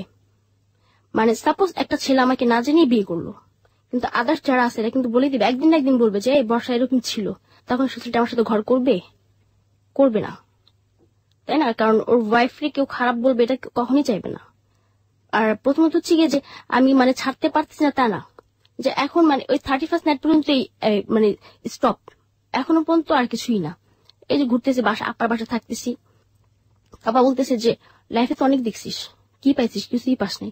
মানে আমার এই ব্যাপারটা আমি আমার ফ্যামিলির সবাই কাছে বলছি, এবং এটা খুব বড় গেল হচ্ছে আমি আর খারাপ হয়ে গেছি, ছেলেদের সাথে আমি না মেলামেশা করি। কেন করি জানিস? আমার মা বাবার কারণে। তারা আমার বিশ্বাস করেনি এবং তারা নিজেরাই তুলে দিচ্ছে আমার খালা খালুর হাতে যে নষ্ট করে দেন ওরে। তখন আপা এই বুঝায় যে এগুলোর লাভ নেই, ভালো হয়ে যা, বা তোর এখনো তোর বয়স এমন না যে তোরা দেখলে বুঝাতে অনেক বয়স, তাও না, আর তুই স্কুলে ভর্তি করে দিই, আমি আমার টাকায় তুই পড়াশোনা কর, এখনো তারা বলে। কিন্তু আমি ভাবি যেটা যে আমার এই নষ্ট লাইফটার কথা যখন আমার হাজবেন্ড জানবে তখন সে কি করবে, বা আমি আমার হাজবেন্ডকে কি দেব, কি আছে দেওয়ার মতো। এই 4 বছরে আমি না হলে হাজারো লোকের সাথে মেলামেশা করছি, হাজারো লোকের সাথে। যখন সেটা জানবে যে আমার বউ আর এক হাজারো লোকের সাথে মেলামেশা, তখন সে আমার রাখবে। ওকে, আমাদের উত্তর নেই, আমার কাছে স্পেশালি কোনো উত্তর নেই, আমি লিসনারদের উপর ছেড়ে দিতে চাই। আপনি আমাকে বলেন তো আপনার ফিলিংসটা কি হয় ওই মুহূর্তে, আপনি যখন হাজারো ছেলেদের সাথে মেশেন? আমার কোনো ফিলিংস নেই। তাহলে আপনি কেন মেশেন? আমার কোনো ফিলিংসই নেই, মানে এই কাজটাতে মানে কোনো ফিলিংসই নেই আমার। আমার শুধু ফিলিংস একটাই, আমার টাকা, এটাই আমার ফিলিংস। কত টাকা রোজগার করেন এখন আপনি প্রতি মাসে? এখন ওই যে মানে এখন একদম কম করে হলো 50,000 টাকা। কম করে হলো 50,000 টাকা আপনি রোজগার করেন। It's a big amount of money আপনার জায়গাটা থেকে। সো আপনি তো ইচ্ছে করলে যতদিন যাবত এই পেশাতে আছেন আপনি কিছু টাকা সেভ করে হলো ভালো রাস্তায় চলে আসতে পারতেন। আপনি আপনি আপনি কি সেটা করেছেন? না, আমি তো কোনো টার্গেট নিয়ে নামি নাই যে আমি একটা টার্গেট আছে যে না আমি এত বছর এই কাজটা করবো, করে ভালো হয়ে যাব। আমি এই ধরনের কোন টার্গেট নিয়ে নামি নেই। বা আমি যখন এই যে টাকা পয়সা যাই পাইতেছি, মানে এখন 2,000 টাকা দিচ্ছে আমাকে একজন, ওটা তখনই শেষ। বা আসছি থেকে রাস্তা দিয়ে দেখা গেছে যে এটা সেটা বন্ধু বান্ধবদের কিনে এটা শেষ। আপনি ড্রিঙ্কস করেন? হ্যাঁ, আপনার কথা শুনে বোঝা যাচ্ছে আপনি ড্রিঙ্কস করেন। আর আপনি যে অ্যামাউন্টের মানি পান সেটা তো আসলে আপনার ব্যয় হয় কিভাবে? ড্রিঙ্কস করে, বাটি করে, এসব করে? ড্রিঙ্কস করি, আমি ড্রিঙ্কস করি, ইয়াবা সেবন করি, এই মানে ইয়াবাটা কন্টিনিউ। ইয়াবার পেছনে আপনার কত টাকা যায় প্রতি মাসে? প্রতিদিন না হলেও 3,000 টাকা যায়। ইয়াবার না পেছনে? হলেও ইয়াবার পেছনে 10টা ইয়াবার দাম 3,000 টাকা, যদি ভালো কোয়ালিটি আনতে যাই। এটা আপনাকে কি দেয়? এই ইয়াবারটা আপনাকে কি দেয়? যারা বিক্রি করছে তারা দেয়। না না না, আপনার বেসিক্যালি খাওয়ার পরে আপনি কি পান? কি পাই? কিছুই না। আপনি লাস্ট কখন খেয়েছেন ইয়াবা? এখানে আসার লাস্ট আগে কতক্ষণ আগে খেয়েছেন, বা সময়টা মনে করতে পারবেন? শোনো 6টা। আপনি আমি তো আমাদের লিসনারদেরকে বোঝাতে পারছি না, ওকে সামনে থেকে দেখলে বুঝতে পারতেন যে ও কি পরিমাণ হাত পা ছড়াছড়ি করছে, এবং ওকে দেখে বোঝা যাচ্ছে আসলে ও কতটা এনার্জেটিক, যেটা ওর শরীরের সাথে বা ওর চেহারার সাথে কোনো মিল নেই, কিন্তু ওকে এতটা বেশি এনার্জেটিক আমি এখন পর্যন্ত বুঝতে পারি না যে কেন এটা হলো আমার শরীরে। আমি আসলে এখন বুঝতে পারছি তার পেছনের কারণটা কি। তাহলে আপনি ড্রাগ নিচ্ছেন, আপনি ইয়াবা ছাড়া অন্য কোনো কিছু কখনো সেবন করেছেন বা কোনো কিছু নিয়েছেন? না, শুধু ইয়াবা। প্রথম থেকেই আপনি ইয়াবা নিচ্ছেন? এটা কিভাবে, এই ইয়াবার সংস্পর্শে আপনি কিভাবে আসলেন? কে দিল আপনাকে? ইয়াবার সংস্পর্শে আসছে যে মানে জাপানি ছিল ছেলেটা, ও থাকে হচ্ছে গিয়ে মোহাম্মদপুরে। তো তখন মানে ইয়াবাটা তেমন না, মানে মিডিয়াতে প্রকাশ হয়নি তখনও। আচ্ছা, মানে তখন না, সেটা তো অনেক আগের কথা, মানে মিডিয়াতে প্রকাশ করছে সেটা 2004-এ, তখন তুমি খুবই ভালো একটা মেয়ে না, তখন মানে আমি জানি না যে ইয়াবা বলতে কিছু একটা আছে। তো আমার বাসার গেস্ট আমার সাথেই থাকতো সবসময়, আর ওই আমার বলছে যে একটা ট্যাবলেট আছে ইয়াবা নাম, এটা খাইলে অনেকক্ষণ সেক্স করা যায়, এটা বলছে আমাকে। তো আমি বললাম যে ঠিক আছে নিয়ে এসো, দেখবো কেমন। তো দেখলাম যে মানে লাল লাল ট্যাবলেট, বাতের ট্যাবলেটের মতো। তো কিভাবে খাইতে হবে, তো ওই যে ফয়েল পেপার বের করলো, লাইটার মাইটার সব বের করলো, বের করে দেখালো যে এভাবে খাইতে হয়। তো তখন আমি বললাম যে আমি তো কখনো সিগারেটও খাইনি, আমি এটা টান দিতে পারবো না। তো বললো যে ঠিক আছে, এইভাবে যদি খাইতে না পারো সমস্যা নেই, তুমি কফির সাথে খাও, তো একই রকম ফিলিংস পাবা, এটা বললো। তো ওই প্রথম আমি ইয়াবা খাই, ইয়াবা খাওয়ার পর মানে ওই দিন আমি ওর সাথে 3টা ইয়াবা খাইছিলাম, প্রথম একদম ফার্স্ট ইয়াবা খাওয়ার পর তখন আমার কাছে মনে হলো যে একদম সবচেয়ে পৃথিবীর মধ্যে বাজে নেশা হইতেছে এটা। ঘুম নাই, খাওয়া দাওয়া নাই, এটা কি নেশা? যে একটা মানে একটা জিনিস খাইছি, মানে ড্রিঙ্কস করলে কিছুক্ষণ পর ঘুম এসে পড়বে, আর এটা খাইলে মানে 2-3 দিন কোনো ঘুম টুম কিছুই না, মানে খাওয়া দাওয়া কিছুই নাই, প্লাস দেখা যাচ্ছে ফেজের একটা অবস্থা অন্যরকম হয়ে যায়, যে তখন দেখলে বোঝা যায় যে একটা ও কিছু একটা খায়, মানে খুব বিশ্রী একটা অবস্থা হয়ে যায়। তো এটা মানে চিন্তা করতে অনেক দিন খাইনি। আমার ফার্স্ট আমি ইয়াবা খাই হচ্ছে গিয়ে 2010-এর শেষের দিকে মনে হয়, এরকমই হবে। আর তারপর থেকে আরেকটা ফ্রেন্ড ছিল, মানে ও মানে কন্টিনিউ ওর সাথে থাকতোই সবসময়, আর একটা পর্যায়ে মানে ওর সাথে আমার বেশ চলাফেরা ছিল শুধু ইয়াবাটার কারণে। আর এটা কোথায় পাওয়া যায় না পাওয়া তখন আমি জানতাম না, মানে এখন যেমন জানি জহর ওর ফোন দিলে আসতেছে, মানে তখন কিভাবে আসে এটা আপনার যদি বলতে কোনো সমস্যা না হয়? দেখা গেছে যে মানে ইয়াবা ব্যবসায়ী যারা আমাদের এলাকায় যারা আছে তাদেরকে ফোন দিলে ওরা এসে দিয়ে যায়। সো আপনার তাদের সবার সাথে কানেকশন আছে? না, কানেকশন বলতে মানে ফিজিক্যাল রিলেশন না, হ্যাঁ ইয়াবা খাই এই পর্যন্তই। ওকে, তারা নিজেও কি এটা সেবন করে? অনেকে খায়, অনেকে খায় না। মানে যাদের কাছ থেকে আমি নিতেছি, মানে আমি জানি যে একটা ডিলার, আমি ওর থেকে নেবো, কি করে না সেটা তোমার দেখার বিষয় না। আপনি যদি না খান ইয়াবাটা তাহলে কি ফিলিংসটা হয়? আপনি কখনো গ্যাপ নিয়েছেন, বড় কোনো গ্যাপ? সেই সময়টা আপনার কি হতো, অনুভূতি কি হতো? কোনো অনুভূতি নেই। বা এই যে মানে একটা আছে যে মানে যারা ফেন্সিডিল খায়, ওদের একটা ইয়ে আছে যে ওরা ফেন্সিডিল যদি না খায় হাত পা কাঁপবে, জ্বর চলে আসবে, ঠান্ডা লাগবে, এরকম। কিন্তু ইয়াবা না খেলে কিছুই না, যে হাত পা কাঁপবে বা কিছু কোনো ক্ষতি করে না। ইয়াবা এই না খাইলে কোনো শরীরের মধ্যে এমন কোনো? না না না, এটা আমার মধ্যে আমি দেখতেছি না। আপনার মধ্যে আপনি দেখেননি?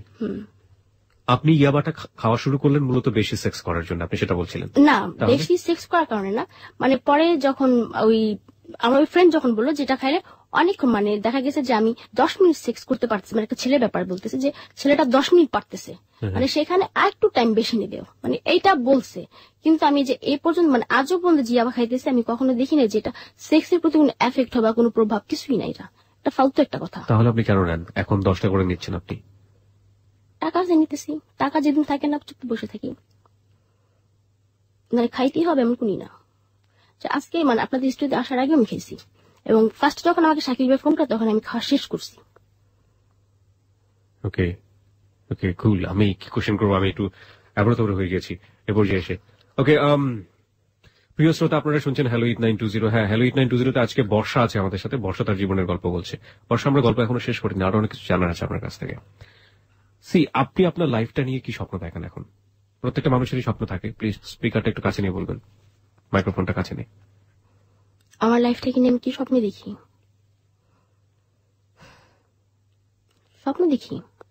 স্বপ্ন দেখতে বারণ নেই, আর এমনও না যে স্বপ্ন দেখতে কিছু লাগবে বা কেউ এসে আমার বাধা দেবে, এই তুই বাজে একটা মেয়ে দিয়ে কেন স্বপ্ন দেখতেছিস। স্বপ্ন দেখি প্রতিদিন, আমি চোখ ভরে স্বপ্ন দেখি যে আমার খুব ভালো একটা বিয়ে হবে, এই তো আমার লাইফটা আমি গোছাবো, এরকম স্বপ্ন আমি দেখি। আপনি কি পারবেন কথা দিতে যে একটা ছেলে আপনাকে সবকিছু মাফ করে দিয়ে আপনাকে নিয়ে সুখী হতে চাইলো, ঘর সংসার করতে চাইলো, সেই ছেলের কোনো একটা আচরণে বা সেই ছেলের কোনো খারাপ আচরণে আপনি পূর্বের লাইফে ফিরে যাবেন না? কখনই না। আগে আমারটা দেখতে হবে, আমি তো ছিলাম এক সময়, সেখানে একটা করছে মাফ করে দিই, সে তো আমার কতগুলো করে দিছে।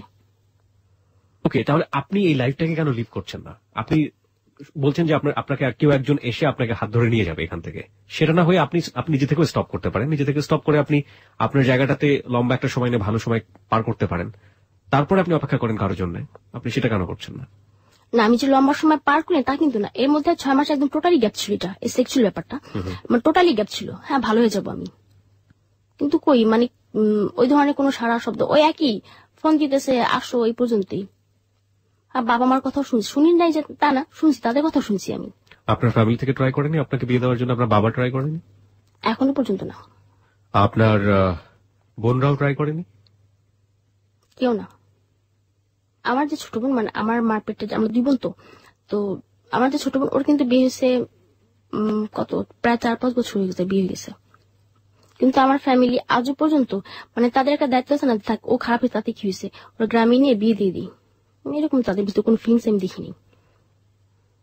মাঝখানে তো একবার চেষ্টা করেছিল, আপনার মা বলেছিল, আপনি তখন জাননি? আমার মায়ের মানে যা করছে শুধু মাই করছে, তারপর দেখা গেছে বাবার কোনো উৎসাহ পায়নি, সেজন্য হয়তো সে সাহস পায়নি। আপনাকে হাজার হাজার মানুষ আজকের স্টোরি শুনে গালি দিতে পারে, ইভেন দিচ্ছ অনেকে খারাপ বলবে, খুব বেশি কিছু মানুষ যারা সিম্প্যাথি দেখাবে। আপনার অনেক ক্লায়েন্ট আজকে এই গল্পটা শুনেছে, তারা লজ্জায় মুখ ঢাকবে। তাতে সবার উদ্দেশ্যে আপনার কি বলার আছে? সবকিছু মিলিয়ে শ্রোতাদেরকে আপনার কি বলার আছে? সবকিছু আমার সেই ক্লায়েন্টদেরকে না, শুধু ক্লায়েন্টদেরকে না, ক্লায়েন্টদের সবকিছু আমি পার্টিকুলারলি আলাদা করে শুনবো। তার আগে আপনি আমাকে বলেন তো, আপনি হ্যালো ইট 920 কেন আসলেন? কেন আসলাম? আমি যেদিন ফার্স্ট এইটার গল্পটা শুনি, মানে সেদিন মানে রবিন নামে একটা ছেলে আসছিল আপনাদের স্টুডিওতে, ছেলেটা 2টা বিয়ে করছিল, মানে ওইটাই মানে করতেছিল, সে শেয়ার করতেছিল। মানে একটা পর্যায়ে আপনি তাকে পাগল বলছিলেন, যে আপনি আসলে একটা পাগল, মানে সবকিছু মিলে আপনি একটা পাগল, এটা তারা বলছিলেন। তো মানে আমি ওই দিনই ফার্স্ট শুনছি, মানে এরকম একটা গল্প যে ওই দিনই আমি ফার্স্ট শুনলাম। শোনার পরে চিন্তা করলাম যে তাহলে এই অনুষ্ঠানটা অনেক আগে থেকেই হয়, তাহলে আমি তো একজন কল গার্ল, এইরকম না কেউ জানি আজ পর্যন্ত। আমি বলি আমার লাইফটা, আর এটা যদি মানে লাইভ শো হইতো, মানে সামনাসামনি টিভিতে দেখানো হবে, তাও আসতাম। কেন আসতেন? বলতাম, আমার সবাই দেখতো যে মেয়েটা কত সাহসী, যেটা আমার মানে সবাই ঘৃণা করবে, করুক। আপনার এই যে সাহস, এই সাহস তো অনেকেরই ক্ষতি করতে পারে। তারা তো কিরকম ধরেন, আজকে এই যে আমরা আপনার অনুষ্ঠানটা প্রচার করছি, এখানে অনেক ছোট ছোট বাচ্চারা শুনবে, যারা এখন পর্যন্ত বয়প্রাপ্ত না, যারা রেডিও শুনে থাকে, কেউ হয়তো এসএসসি তে পড়ে, কেউ হয়তো অনেক জুনিয়র, তারা তো এটা শুনে অনেকেই ভরকে যাবে, ভয় পেয়ে যাবে। তাদের উদ্দেশ্যে আপনার কি বলার আছে? না, তারা এই ভুলটা কেন করবে? তারা তো শুনলো আমার লাইফ সম্পর্কে, তাই না? যে অ্যাকচুয়ালি এটা কোনো মানে আনন্দদায়ক বা কোনো মজার কোনো লাইফ না। যে আমি এই যে যতগুলো কথাই বলছি, হ্যাঁ আমার সাহস আছে তারপরে বলছি, কিন্তু নিজে নিজে তো একটা লজ্জাটা কি আছে যে আপনার সামনে আমি বলতেছি কথাগুলো, আমি কি একটু লজ্জা পাচ্ছি না? পাচ্ছি। আমি কিন্তু এখানে অনেকগুলো মানে জিনিস এড়াইছি আপনার কাছে, যেগুলো আমি লজ্জায় বলতে পারি নাই। আমার মনে হয় আপনি শেয়ার করেন, আমাদের তারা শুনুক। আমার কোনো লজ্জা নেই, বিকজ আমি এখানে যখন অনুষ্ঠান উপস্থাপনা করি তখন লজ্জা, শরম, ভয়, ভীতি সবকিছু ঝেড়ে ঝুটে দিয়ে আসি। আমি রিয়েল জিনিসটা উপস্থাপন করার চেষ্টা করি, আর সেটা আমাদের শ্রোতারা কিভাবে শুনে, সেটাকে কিভাবে নিচ্ছে, তাদের উপরে আমরা ছেড়ে দিই। Radio is one sided media, এটা 10 জনে মিলে শুনতে হবে এমন কোনো কথা নেই। প্রত্যেকের কারণে হেডফোন দিয়ে নিজে নিজে শুনতে পারে, তার জায়গাটা থেকে সে ইভালুয়েট করে শুনবে যে আসলে যেটা বলছে। আপনি তো আমাদের সমাজের চিত্র, আমরা সমাজের চিত্রটাই এখানে উপস্থাপন করছি, আপনাকে অ্যাভয়েড করার কোনো সুযোগ আমাদের নেই। আপনি কি কি অ্যাভয়েড করেছেন সেগুলো আপনি আমাদের সাথে যদি চান শেয়ার করতে পারেন। না, অ্যাভয়েড করতে বলছি কি, মানে অ্যাভয়েড করছে এতটুকুই, মানে কয়েকটা মানে সিরিয়াস ব্যাপার, যে মানে যেগুলো শুনলে মানুষ বলবে যে পৃথিবীতে মানে এরা কি, বা মানে যে মেয়েটা একটু আগে তার বাবা মার সম্পর্কে এতটুকু ভালো বললো, মানে সেই ফ্যামিলি, মানে সে বাবা মা পাশের রুমে, সে পাশের রুমে সেক্স করতেছে, এটা তার বাবা মা কিভাবে মেনে নিল? এরকম কি ঘটনা ঘটেছে যে আপনি আপনার বাবা মা জানতো, এবং পাশের রুমে কি ক্লায়েন্ট নিয়ে আপনি এরকম ডিল করেছেন কখনো? ক্লায়েন্ট আনতো হচ্ছে গিয়ে সে আমার স্টেপ মাদার, যে সে ক্লায়েন্ট আনতো। এই পার্টটা আমার একটু জানা দরকার। আমি এই পার্টের আগে স্টেপ মাদার এবং ফ্যামিলি পার্টটা অনেক অনেক বেশি ইম্পর্টেন্ট, বিকজ ও যেটা বলছে যে আমরা যেটা জানতাম পুরো স্টোরিতে, যে স্টেপ মাদার শুধুমাত্র চেয়ারম্যানের কাছে নিয়ে গেছে, কিন্তু মাঝখানে স্টেপ মাদারের অনেক বড় একটা পার্ট সে এখানে হাইড করে গেছে। আমরা একটু জানতে চাই, ফ্যামিলির কাছে আমরা আরেকবার একটু ফিরে যেতে চাই। সংবাদের পরপরই আমরা ফিরে আসবো। ফিরে আসার পর আমরা আজকের এই গল্প খুব ছোট করে শেষ করে দিব। সেখানে যদি আপনাদের কিছু বলার থাকে আপনারা বলতে পারেন। আর এই মুহূর্তে যারা ফেসবুকে রয়েছেন, যারা বর্ষাকে নিয়ে বিরূপ কোনো মন্তব্য করছেন, তাদের সবাইকে আমরা রিকোয়েস্ট করব, please do not do that, respect this girl. Okay, সে অকপটে স্বীকার করেছে, এবং তার আজকের যে অবস্থা, সেই অবস্থার পেছনে তার পরিবার দায়ী, তার বাবা মা নিজে দায়ী। সুতরাং যদি হেট করতে হয়, সে নিজেও কিন্তু হেট করে না, সুতরাং এই সব পারিপার্শ্বিকতাকে মূল্যায়ন করে আপনি গল্পটার লেসন নেবার চেষ্টা করেন। একটা কথা আছে, পাপকে ঘৃণা করো পাপীকে না। ও যে হ্যালো 8920 এসছে, সেজন্য আমি ওকে আন্তরিকভাবে সাধুবাদ জানাই, যে এতটা সাহস এবং এতটা সৎ সাহস না থাকলে আসলে কেউ এভাবে নিজেকে অকপটে স্বীকার করতে পারে না। আমরা বর্ষাকে নিয়ে ফিরে আসবো হ্যালো 8920 সংবাদের বিরতির পরপরই। আশা করছি সাথে থাকবেন। ফেসবুকের ঠিকানাটা আরেকবার বলছি, facebook.com/hello8920। ওখানে যাবেন, যাওয়ার পরে আপনি লাইক দেবার সঙ্গে সঙ্গে আমাদের মেম্বার হয়ে যাবেন। বর্ষা আছে ওখানে, আপনি ইচ্ছে করলে ওখানে বর্ষাকে নিজের রেডিও স্ট্যাটাসটা দেওয়া আছে, ওখানে গিয়ে আপনি মন্তব্য করতে পারেন। আবারও বলছি, facebook.com/hello8920, HELLO8920। আর আমাদের ফোন নাম্বারটি হচ্ছে 91156668। সংবাদের পরপরই ফিরে আসছি, সাথেই থাকুন।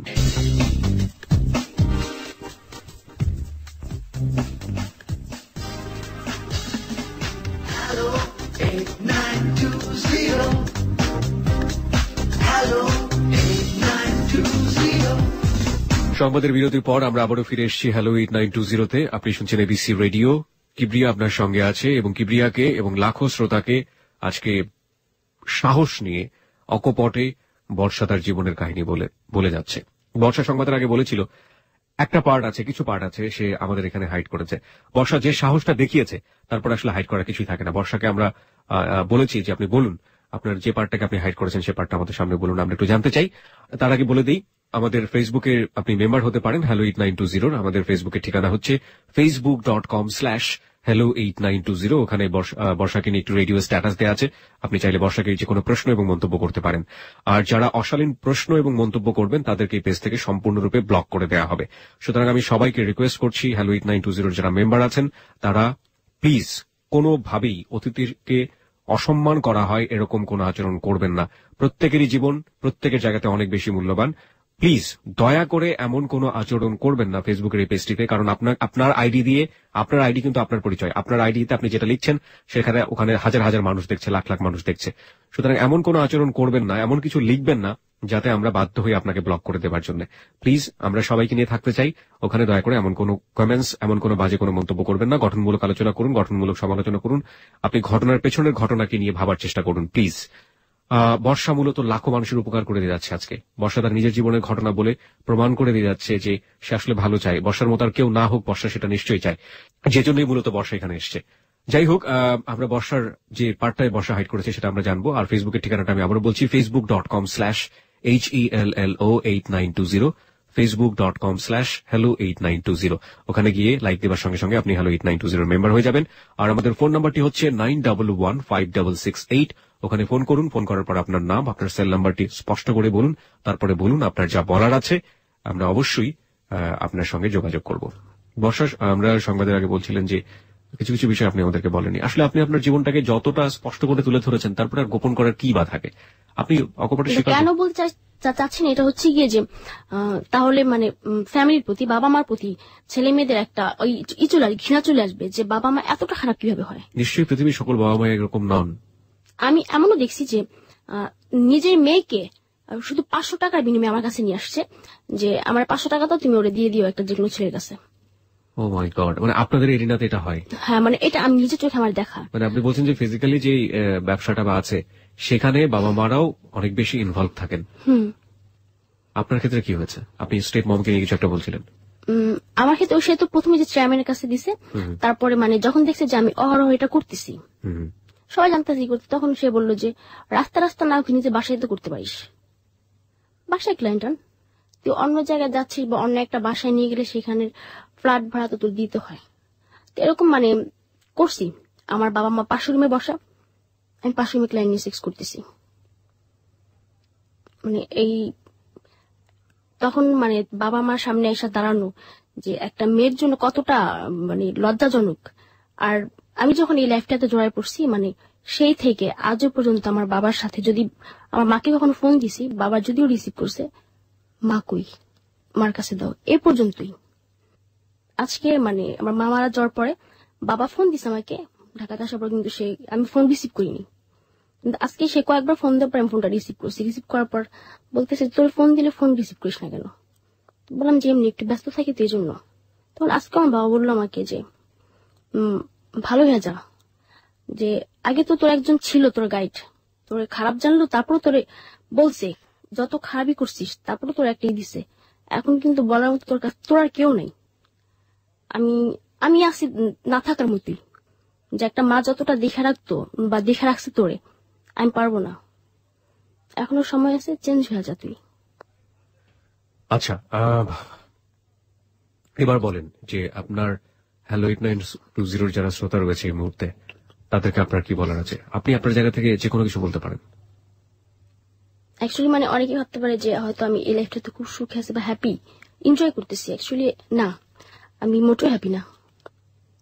আমারও মিশতে ইচ্ছা করে সবার সাথে, মানে আমার ফ্যামিলি 8-10টা আরো যে আমার বোন আছে এদের সাথে মিশতে ইচ্ছা করে, কিন্তু শুধু একটা কারণে আমি মিশি না, যে হয়তো ওরা জানবে বা দেখা গেছে যে আমার সংস্পর্শে এসে সেও নষ্ট হতে পারে, তখন আজীবন আমারই দায়ী করবে। আমার ইচ্ছে করে 8-10 মেয়ের মতো চলতে, 8-10 মতো সংসার করতে। পরে যেগুলো করছি, হ্যাঁ প্রথমগুলো আমার ফ্যামিলির ভুল, কিন্তু পরে নিজেই আমি ভুল করছি। মানে এই ভুলটা যাতে কেউ না করে, যে ফ্যামিলি যদি কোনো ভুল করেই থাকে এটা শুধরানোর পরে সে যাতে কোনো ভুল না করে, যে পরে যেগুলো করছি আমি ইচ্ছা করি সেটা তো অবশ্যই আমার ভুল, এটা যাতে কেউ না করে। আপনি তো চাইলে এখনো শুধরাতে পারেন। পারি তো কেন আপনি করছেন না? কেন করছি না? আমি যদি এটা এখন বন্ধ করে দিই, আমি এখন আছি আমার যে আমার সৎবোন আছে এর বাসায়, আর ও এমন একটা পার্সন যে ওর বাসাতে আমার একবেলা খাইতে হইলে সেখানে টাকাটা দিতে হবে। আর এটা আমি এখন বন্ধ করে দিলে আমি সে টাকাটা কোথায় পাবো? কে দিবে টাকাটা আমাকে? যারা আমার সাথে সেক্স করছে তারা কিন্তু 100 টাকা আমাকে এমনি দিবে না, সেক্সের বিনিময়ে তারপর আমাকে টাকাটা দেবে তারা। তো এই টাকাটা কে দিবে? আপনি দিবেন? আরেকজন দেবে? দেবে না। যদিও আমি ভালো হইতে চাই, আমার আশেপাশে যে লোকগুলো আছে তারাই আমাকে ভালো হতে দিবে না।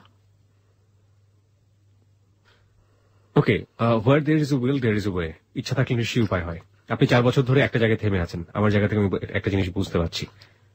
আপনি একেবারে রাতারাতি চেঞ্জ হয়ে যাবেন সেটা সম্ভব না। আপনার ভালো হওয়ার ইচ্ছা মনের মধ্যে আছে, সেটাই হচ্ছে আপনার জীবনী শক্তি। আমি আপনাকে মোটেও উপদেশ দিচ্ছি না, বন্ধু হিসেবে আমার কাছে যেটা মনে হয়েছে আমি সেটা বলার চেষ্টা করছি। আপনি একবারে ভালো না হন, আপনি যে টাকাটা এখন রোজগার করছেন, আমি বলছি না যে আপনি রাতারাতি চেঞ্জ হয়ে যাবেন। যদি একজন মানুষ এসে আপনাকে, একজন সত্যি সত্যি একজন ভালো মানুষ এসে যদি আজকে হ্যালো 8920 কোনো শ্রোতা যদি এসে আপনাকে কোনো হেল্প করতে চায় এবং সে যদি তার মোটো নিয়ে যদি ভালো জায়গাটা থেকে হেল্প করতে চায়, সেটা অন্য একটা ব্যাপার। বা আপনার প্রতিবেশী যদি একটা ভালো জায়গা থেকে আজকে রাতারাতি আপনার একটা পরিবর্তন দেখাতে চায়, সেটা অন্য একটা ব্যাপার। কিন্তু আমি যদি আপনার জায়গাটাই ধরি, আপনি যে টাকা আজকে এখন রোজগার করছেন, 50,000 is a big amount of money. এখান থেকে কিছু কিছু জমিয়ে, কিছু কিছু কাজ করে বা কিছু কিছু যেটাই হোক, যেটা আপনি অন্তত আপনার এই যে নোংরা জীবন সেটাকে স্টপ করে দিয়ে আপনি হাতের কাজ করে হোক, একটা চাকরি করে হোক, এবং সেটার জন্য যেই এখন থেকে যে প্রস্তুতিটা নেওয়া, লেখাপড়া করা বা এটা কিছু করা, এই টাকার থেকে কিছু টাকা বাঁচিয়ে, সেটা তো আপনি করতে পারতেন লম্বা সময় ধরে করতে পারতেন। এটা ঠিক আছে, মানে আমি এখন মানে যেটা ভাবছি রিসেন্টলি, মানে কয়েকদিন আগে এটা ভাবছি আমি, যে আমি যে মানে যে টাকাটা আমি পাচ্ছি, মানে সে টাকা যদি আমি ভালো কিছু একটা করতে পারি, বা এটা দিয়ে একটা জমায় আমি অনেক কিছু করতে পারি, একটা ব্যবসা করতে পারি বা কিছু একটা করতে পারি। তো মানে সেই দিন এটা আমি চিন্তা করছি যে এখন যেটা হবে আমার সামনে, মানে যে টাকাগুলো আসবে আমার হাতে, সেটা দিয়ে আমি মানে একটা মানে ফেব্রিক্স বা হাতের কোনো কাজ শিখবো, সেটা দিয়ে আমি পরে মানে একা একা চলতে পারবো। মানে এই লাইনটাতে মানে টোটালি মানে চলে আসা। আর এই যারা আমাকে চেনে, মানে যে এলাকাটা আমাকে বেশি চেনে, মানে এই সাইডটা থেকে দূরে কোথাও চলে যাওয়া, যেখানে বর্ষাকে সবার নতুন ভাবে জানবে। আরেকটা জিনিস যেটা ইদানিং দেখা যায় ইন্টারনেটের, যে এই ধরনের ঘটনা ঘটতে গিয়ে এমন কিছু ভিডিও, এমন কিছু জিনিস ইন্টারনেটে চলে আসে যেটা সারাটা জীবনের জন্য মেয়েটাকে পঙ্গু করে দেয়, কিংবা ওই ওই ওই ওই ভিডিওর মধ্যে যারা থাকে তারা পঙ্গু হয়ে যায়। এরকম কোন দুর্ঘটনা তো আপনার জীবনে ইজিলি ঘটতে পারে। আপনি কি বি অ্যাওয়ার অ্যাবাউট দ্যাট? আপনি ওটার ব্যাপারে সচেতন, বা এরকম কখনো কোনো কিছু ঘটেছে আপনার জীবনে? এরকম ভিডিও হ্যাঁ আছে। এটা যে বাজারে ফ্লাশ হয়েছে বা হবে, বাজারে ফ্লাশ হবে কিনা তা আমি জানি না। আর যে আমাকে মানে এই ব্যাপারটাতে ভয় দেখায়, যে ও আমার ভিডিও আছে, আমি দেখছি, আমার দেখাইছে ও, সে যে তোর ভিডিও আছে, মানে আমার সাথে কিছু করবে, এটা ছেড়ে দেবো। তার একটা কথাই বলছে, ছেড়ে দাও ভাইয়া, কোনো সমস্যা নেই, আমাকে সবাই চিনবে। তখন আমার একটু নাম্বার বেজে না, বর্ষা একটু ডাকি, আমি কিন্তু সাথে আমার নাম্বারটাও দিয়ে দিও। যেগুলো দিয়ে আমার ভয় দেখায় লাভ নেই, ছাড়া দাও। বেরোতেছে না হাজার হাজার মেয়ের, কজন কায়রে চিনে আছে, আমার এরকম ভিডিও আছে, এটা নিয়ে আমার কোনো ভয় নেই। আমি জানি যে যদিও ছাড়ে কি হবে, কেউ বিয়ে করবে না, আমাকে না করুক, চলে যাবো দূরে কোথাও। কিন্তু এটা তো, এই অ্যাক্টিভিটি তো সমাজকে নষ্ট করছে, সমাজকে স্পয়েল করছে, সোসাইটিকে স্পয়েল করছে। সো আপনি আপনার সাহসিকতা জায়গা থেকে, এই দোষটা কি তাহলে আমার? মানে ওই ভিডিওটা তো আমি নিজে থেকে করিনি, বা ওইটা যে হচ্ছে তাও তো আমি জানতাম না।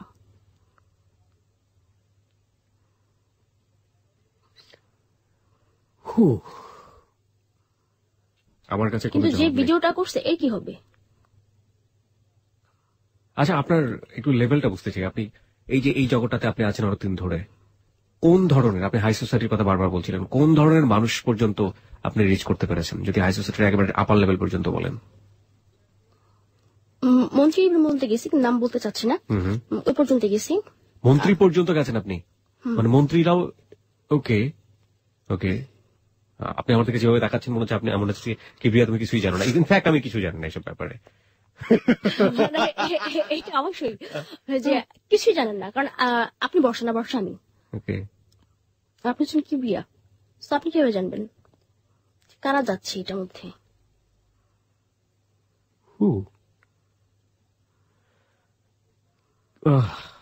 আর কি বলার আছে বর্ষা? কিছু বলার আছে?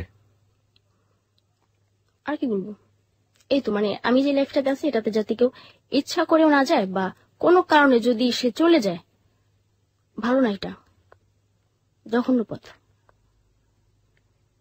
আপনার জন্য হ্যালো 8920 লিসনাররা কিছু করতে পারে? কেউ আসবে না। আজকে আপনার কাছে আমি বলে গেলাম যে এই ব্যাপারে কেউ আসবে না, সবাই বলবে। আর কারণ আমি আসলে না, এতটুকু বয়সে না আমি এত এত লোকের সাথে মেলামেশা করছি, একটা লোকের সাথে কথা বলার পরে না আমি বুঝতে পেরেছি কেমন। এখন যদি আমার কেউ বলে না যে এই লাইফটা ছাড়া দাও, তোমার আমি এটা করবো এটা করবো, মানে একটা সময় আমি খুব বিশ্বাস করতাম কথাগুলা, যে হয়তো সে করবে, আশায় থাকতাম, দেখি কিছু করে কিনা আমার জন্য। কিন্তু এখন যদি কেউ বলে না, মানে এত হাসি পায় তখন, আর তখন বলি যে এই কথাগুলো আছে না, শুনতে শুনতে আমার মুখস্থ হয়ে গেছে, প্লিজ এগুলো আমার বলবেন না। যদি পারেন যেদিন করবেন করে দেখায় বলবেন যে আজকে করছি তোমার জন্য এটা আমি। কিন্তু এই যে মানে যে পর্যন্ত আমার সাথে বেডে শোয়াছেন এই পর্যন্তই বলতেছেন, শেষ কাজ আর মনে নেই বসার কথা। আবার মনে পড়ছে তখন আবার ডাকছেন। আমাদের হ্যালো 8920 এর গল্পটা এখানেই শেষ। আজকে আমাদের সঙ্গে ছিল বর্ষা। বর্ষা সম্পর্কে মন্তব্য করার ধৃষ্টতা, সাহস কোনটাই আমার নেই। আজকের শোটা শুরু থেকে শেষ পর্যন্ত আমার কাছে আমি অনুভূতিলেস, আমি একেবারে অনুভূতি নেই। আমি পাথর হয়ে যাওয়ার মতো। আমি ঠিক জানি না যে আমাদের শ্রোতারা কিভাবে নিয়েছেন। This track was downloaded from FusionBD.com. আমরা বলিউডে অনেক ছবি দেখেছি। কলগাল শব্দটা আজকে ওর মুখ থেকে এসছে। কলগালদের নিয়ে ছবি হয়েছে, নাটক হয়েছে, বহুত কিছু হয়েছে। কিন্তু একজন জীবন্ত মানুষ যে তার জীবনের কোনো নাটক না, কোনো সিনেমা না, কোনো মুভি না, কোনো কিছু থেকে নিয়ে না, একদম সরাসরি নিজের জীবনের অনুভূতিগুলো আজকে আমাদেরকে শেয়ার করে গেছে, একেবারে ডেডলি ডেয়ার যেটাকে বলে, অকপটে লাখো মানুষের সামনে। আমার মাঝে মাঝে মনে হয়েছে আমার গালে থাপ্পড় লাগছে কোন একটা জায়গা থেকে। কারণ এই সমাজেরই মানুষ, এই সমাজে আমার কোনো কর্মকাণ্ড যেটা বা আপনার কোনো কর্মকাণ্ড যেটা বর্ষাকে একটা স্বাভাবিক জীবন দিতে পারত, সেই কর্মকাণ্ড আমি আদৌ করেছি কিনা। যাই হোক, বর্ষা যে কথাটা লাস্টে বলেছে যে কেউ দিবে না আপনাকে, লাখো মানুষ শুনেছে না, কেউ দিবে না, আমি আসলে সেভাবে বলতে চাই না। আমি অনেক আশাবাদী একজন মানুষ। নিশ্চয়ই ভালো না কেউ না কেউ অবশ্যই লুকিয়ে আছেন। লাখো মানুষের মধ্যে নিশ্চয়ই একজন না একজন মানুষ লুকিয়ে আছেন যে অন্তত বর্ষার হাত ধরে বলবে যা হয়েছে চলো নতুন করে শুরু করি, এবং নতুন জীবনে কোনো পাপ থাকবে না, নতুন জীবনে কোনো ভয় থাকবে না, নতুন জীবনে কোনো অন্যায় থাকবে না, নতুন জীবনে কোনো দুঃস্বপ্ন থাকবে না। আমরা সেই স্বপ্নের কথা সবসময় হ্যালো 8920 বলতে চাই, এবং বলতে চাই বলেই আপনাদের জন্য এই প্ল্যাটফর্ম। আপনি আসুন, অকপটে আপনার জীবনের গল্প বলুন। আপনার জীবনের গল্পের মধ্যে আমাদের কোনো অ্যাডভাইস থাকবে না, কারণ বর্ষা জানে তার জীবনে ভালো কি মন্দ কি, এবং বর্ষার গল্প আজকে যারা শুনেছেন তারাও জানেন যে তাদের জীবনে বর্ষাকে আপনারা কিভাবে মূল্যায়ন করবেন, কোন কাজে লাগাবেন, কোন কাজে লাগাবেন না। সুতরাং নতুন করে এখানে পরামর্শ দেওয়ার মতো কিছু নেই। শুধু শেষ বেলাতে একটা কথা বলার আছে, যারা এখানে জীবনের গল্প বলতে আসে আপনাদের হাতে পায়ে ধরে অনুরোধ, please please please do respect them. তারা এখানে কেউ সেলিব্রিটি হতে আসে না, তারা আপনার কাছ থেকে লাখ টাকার মালিক হতে আসে না, কিচ্ছু পেতে আসে না, শুধু মনের কথাগুলো মন খুলে বলতে আসে। Please do not respect them. আমরা বর্ষারকে নিয়ে যে সব কমেন্টস এসছে ফেসবুকে, স্ট্যাটাসে যে রেডিও স্ট্যাটাসে দেওয়া ছিল, ওগুলো নিয়ে আমরা একটু পরেই ফিরছি। এখানে ভালো থাকবেন, আমরা সেটাই আশা করি। অনেক অনেক কমেন্টস এসছে। হৃদয় খান লিখেছে, কিবরিয়া ভাই, মানুষ কত নোংরা হতে পারে তা বর্ষাপুর আঙ্কেলের কথা না শুনলে বোঝা যায় না। একদমই ঠিক বলেছেন, আমিও খানিকটা ভরকে গিয়েছিলাম। কাজী মিতু লিখেছে, কিবরিয়া ভাই, মানুষ এত নরপিচাস। শামীম সুলতান লিখেছে, বর্ষার আন্টি কি, এই ধরনের অনেক কমেন্টস। বোনের মেয়ে মানে তো নিজের মেয়ে, যারা এই অনুষ্ঠান শুনছেন তারা কেউ বর্ষার মতো ঘটাবেন না। আমরা হ্যালো 8920 প্রচার কেন করি, এটার পেছনে একটা মূলত একটা উদ্দেশ্য আছে। সেটা হচ্ছে যে হ্যালো 8920 ঘটে যাওয়া জীবনের গল্প শুনে আপনি যদি আপনার জীবনটাকে সুন্দর করতে পারেন, আপনি যদি এই যে একজন যে বর্ষা ভুল করেছে, সে কিন্তু বলেছে প্রথম ভুলটা তার পরিবার করেছে এবং দ্বিতীয় ভুলটা সে নিজে করেছে, এই ভুলগুলো যেন আপনার জীবনে না হয় কিংবা আপনার বন্ধুর জীবনে যেন না হয়, সেজন্যই মূলত হ্যালো 8920 অনুষ্ঠান। এবং এটা শোনার পরে যদি একজন মানুষের সচেতন হন, তাহলেই হ্যালো 8920 সার্থকতা। শরীফুল ইসলাম লিখেছে, এরা কি মানুষ, আমাদের সমাজে কত কিছুই না ঘটে, তার খবর কি আমরা রাখি? একদমই শরীফুল ইসলামের সাথে আমি একমত যে আমাদের সমাজে অনেক কিছু ঘটে যাচ্ছে যেগুলা খবর হয়তো আমরা রাখি না। গোলাম মোস্তফা লিখেছে, alas this is a destroyed of humanity. Faisal Abir লিখেছে, গল্পের এক পর্যায়ে এসে আসলে আমার কণ্ঠ রোধ হয়ে এলো, নরপিচাসগুলো টুকরো টুকরো করে শেষ করে দিল একটা নতুন প্রাণ, ধিক্কার জানাই। নুরুন নবী আপন লিখেছে, আমি এই গল্প শুনে নির্বাক হতবাক, কিছুই বুঝতে পারছি না। হাসান কবির লিখেছে, আসলে শুনছি আর ভাষা হারিয়ে ফেলছি, বিস্মিত হয়ে বলতে হচ্ছে মানুষের জীবন এমন ঘটনাও ঘটতে পারে। আমাদের সমাজে না জানি আরো এমন কত ঘটনা ঘটে যাচ্ছে অবিরত পর্দার অন্তরালে, আর এই সব নরপশুর জন্য জীবনের শুরুটা এলোমেলো হচ্ছে বর্ষার মতো হাজারো মানুষের। শহীদুল ইসলাম লিখেছে, বর্ষা আমাদের বোন, বর্ষার করুণ পরিণতি খুবই কষ্ট দিচ্ছে আমাদেরকে, শুভকামনা বর্ষার জন্য।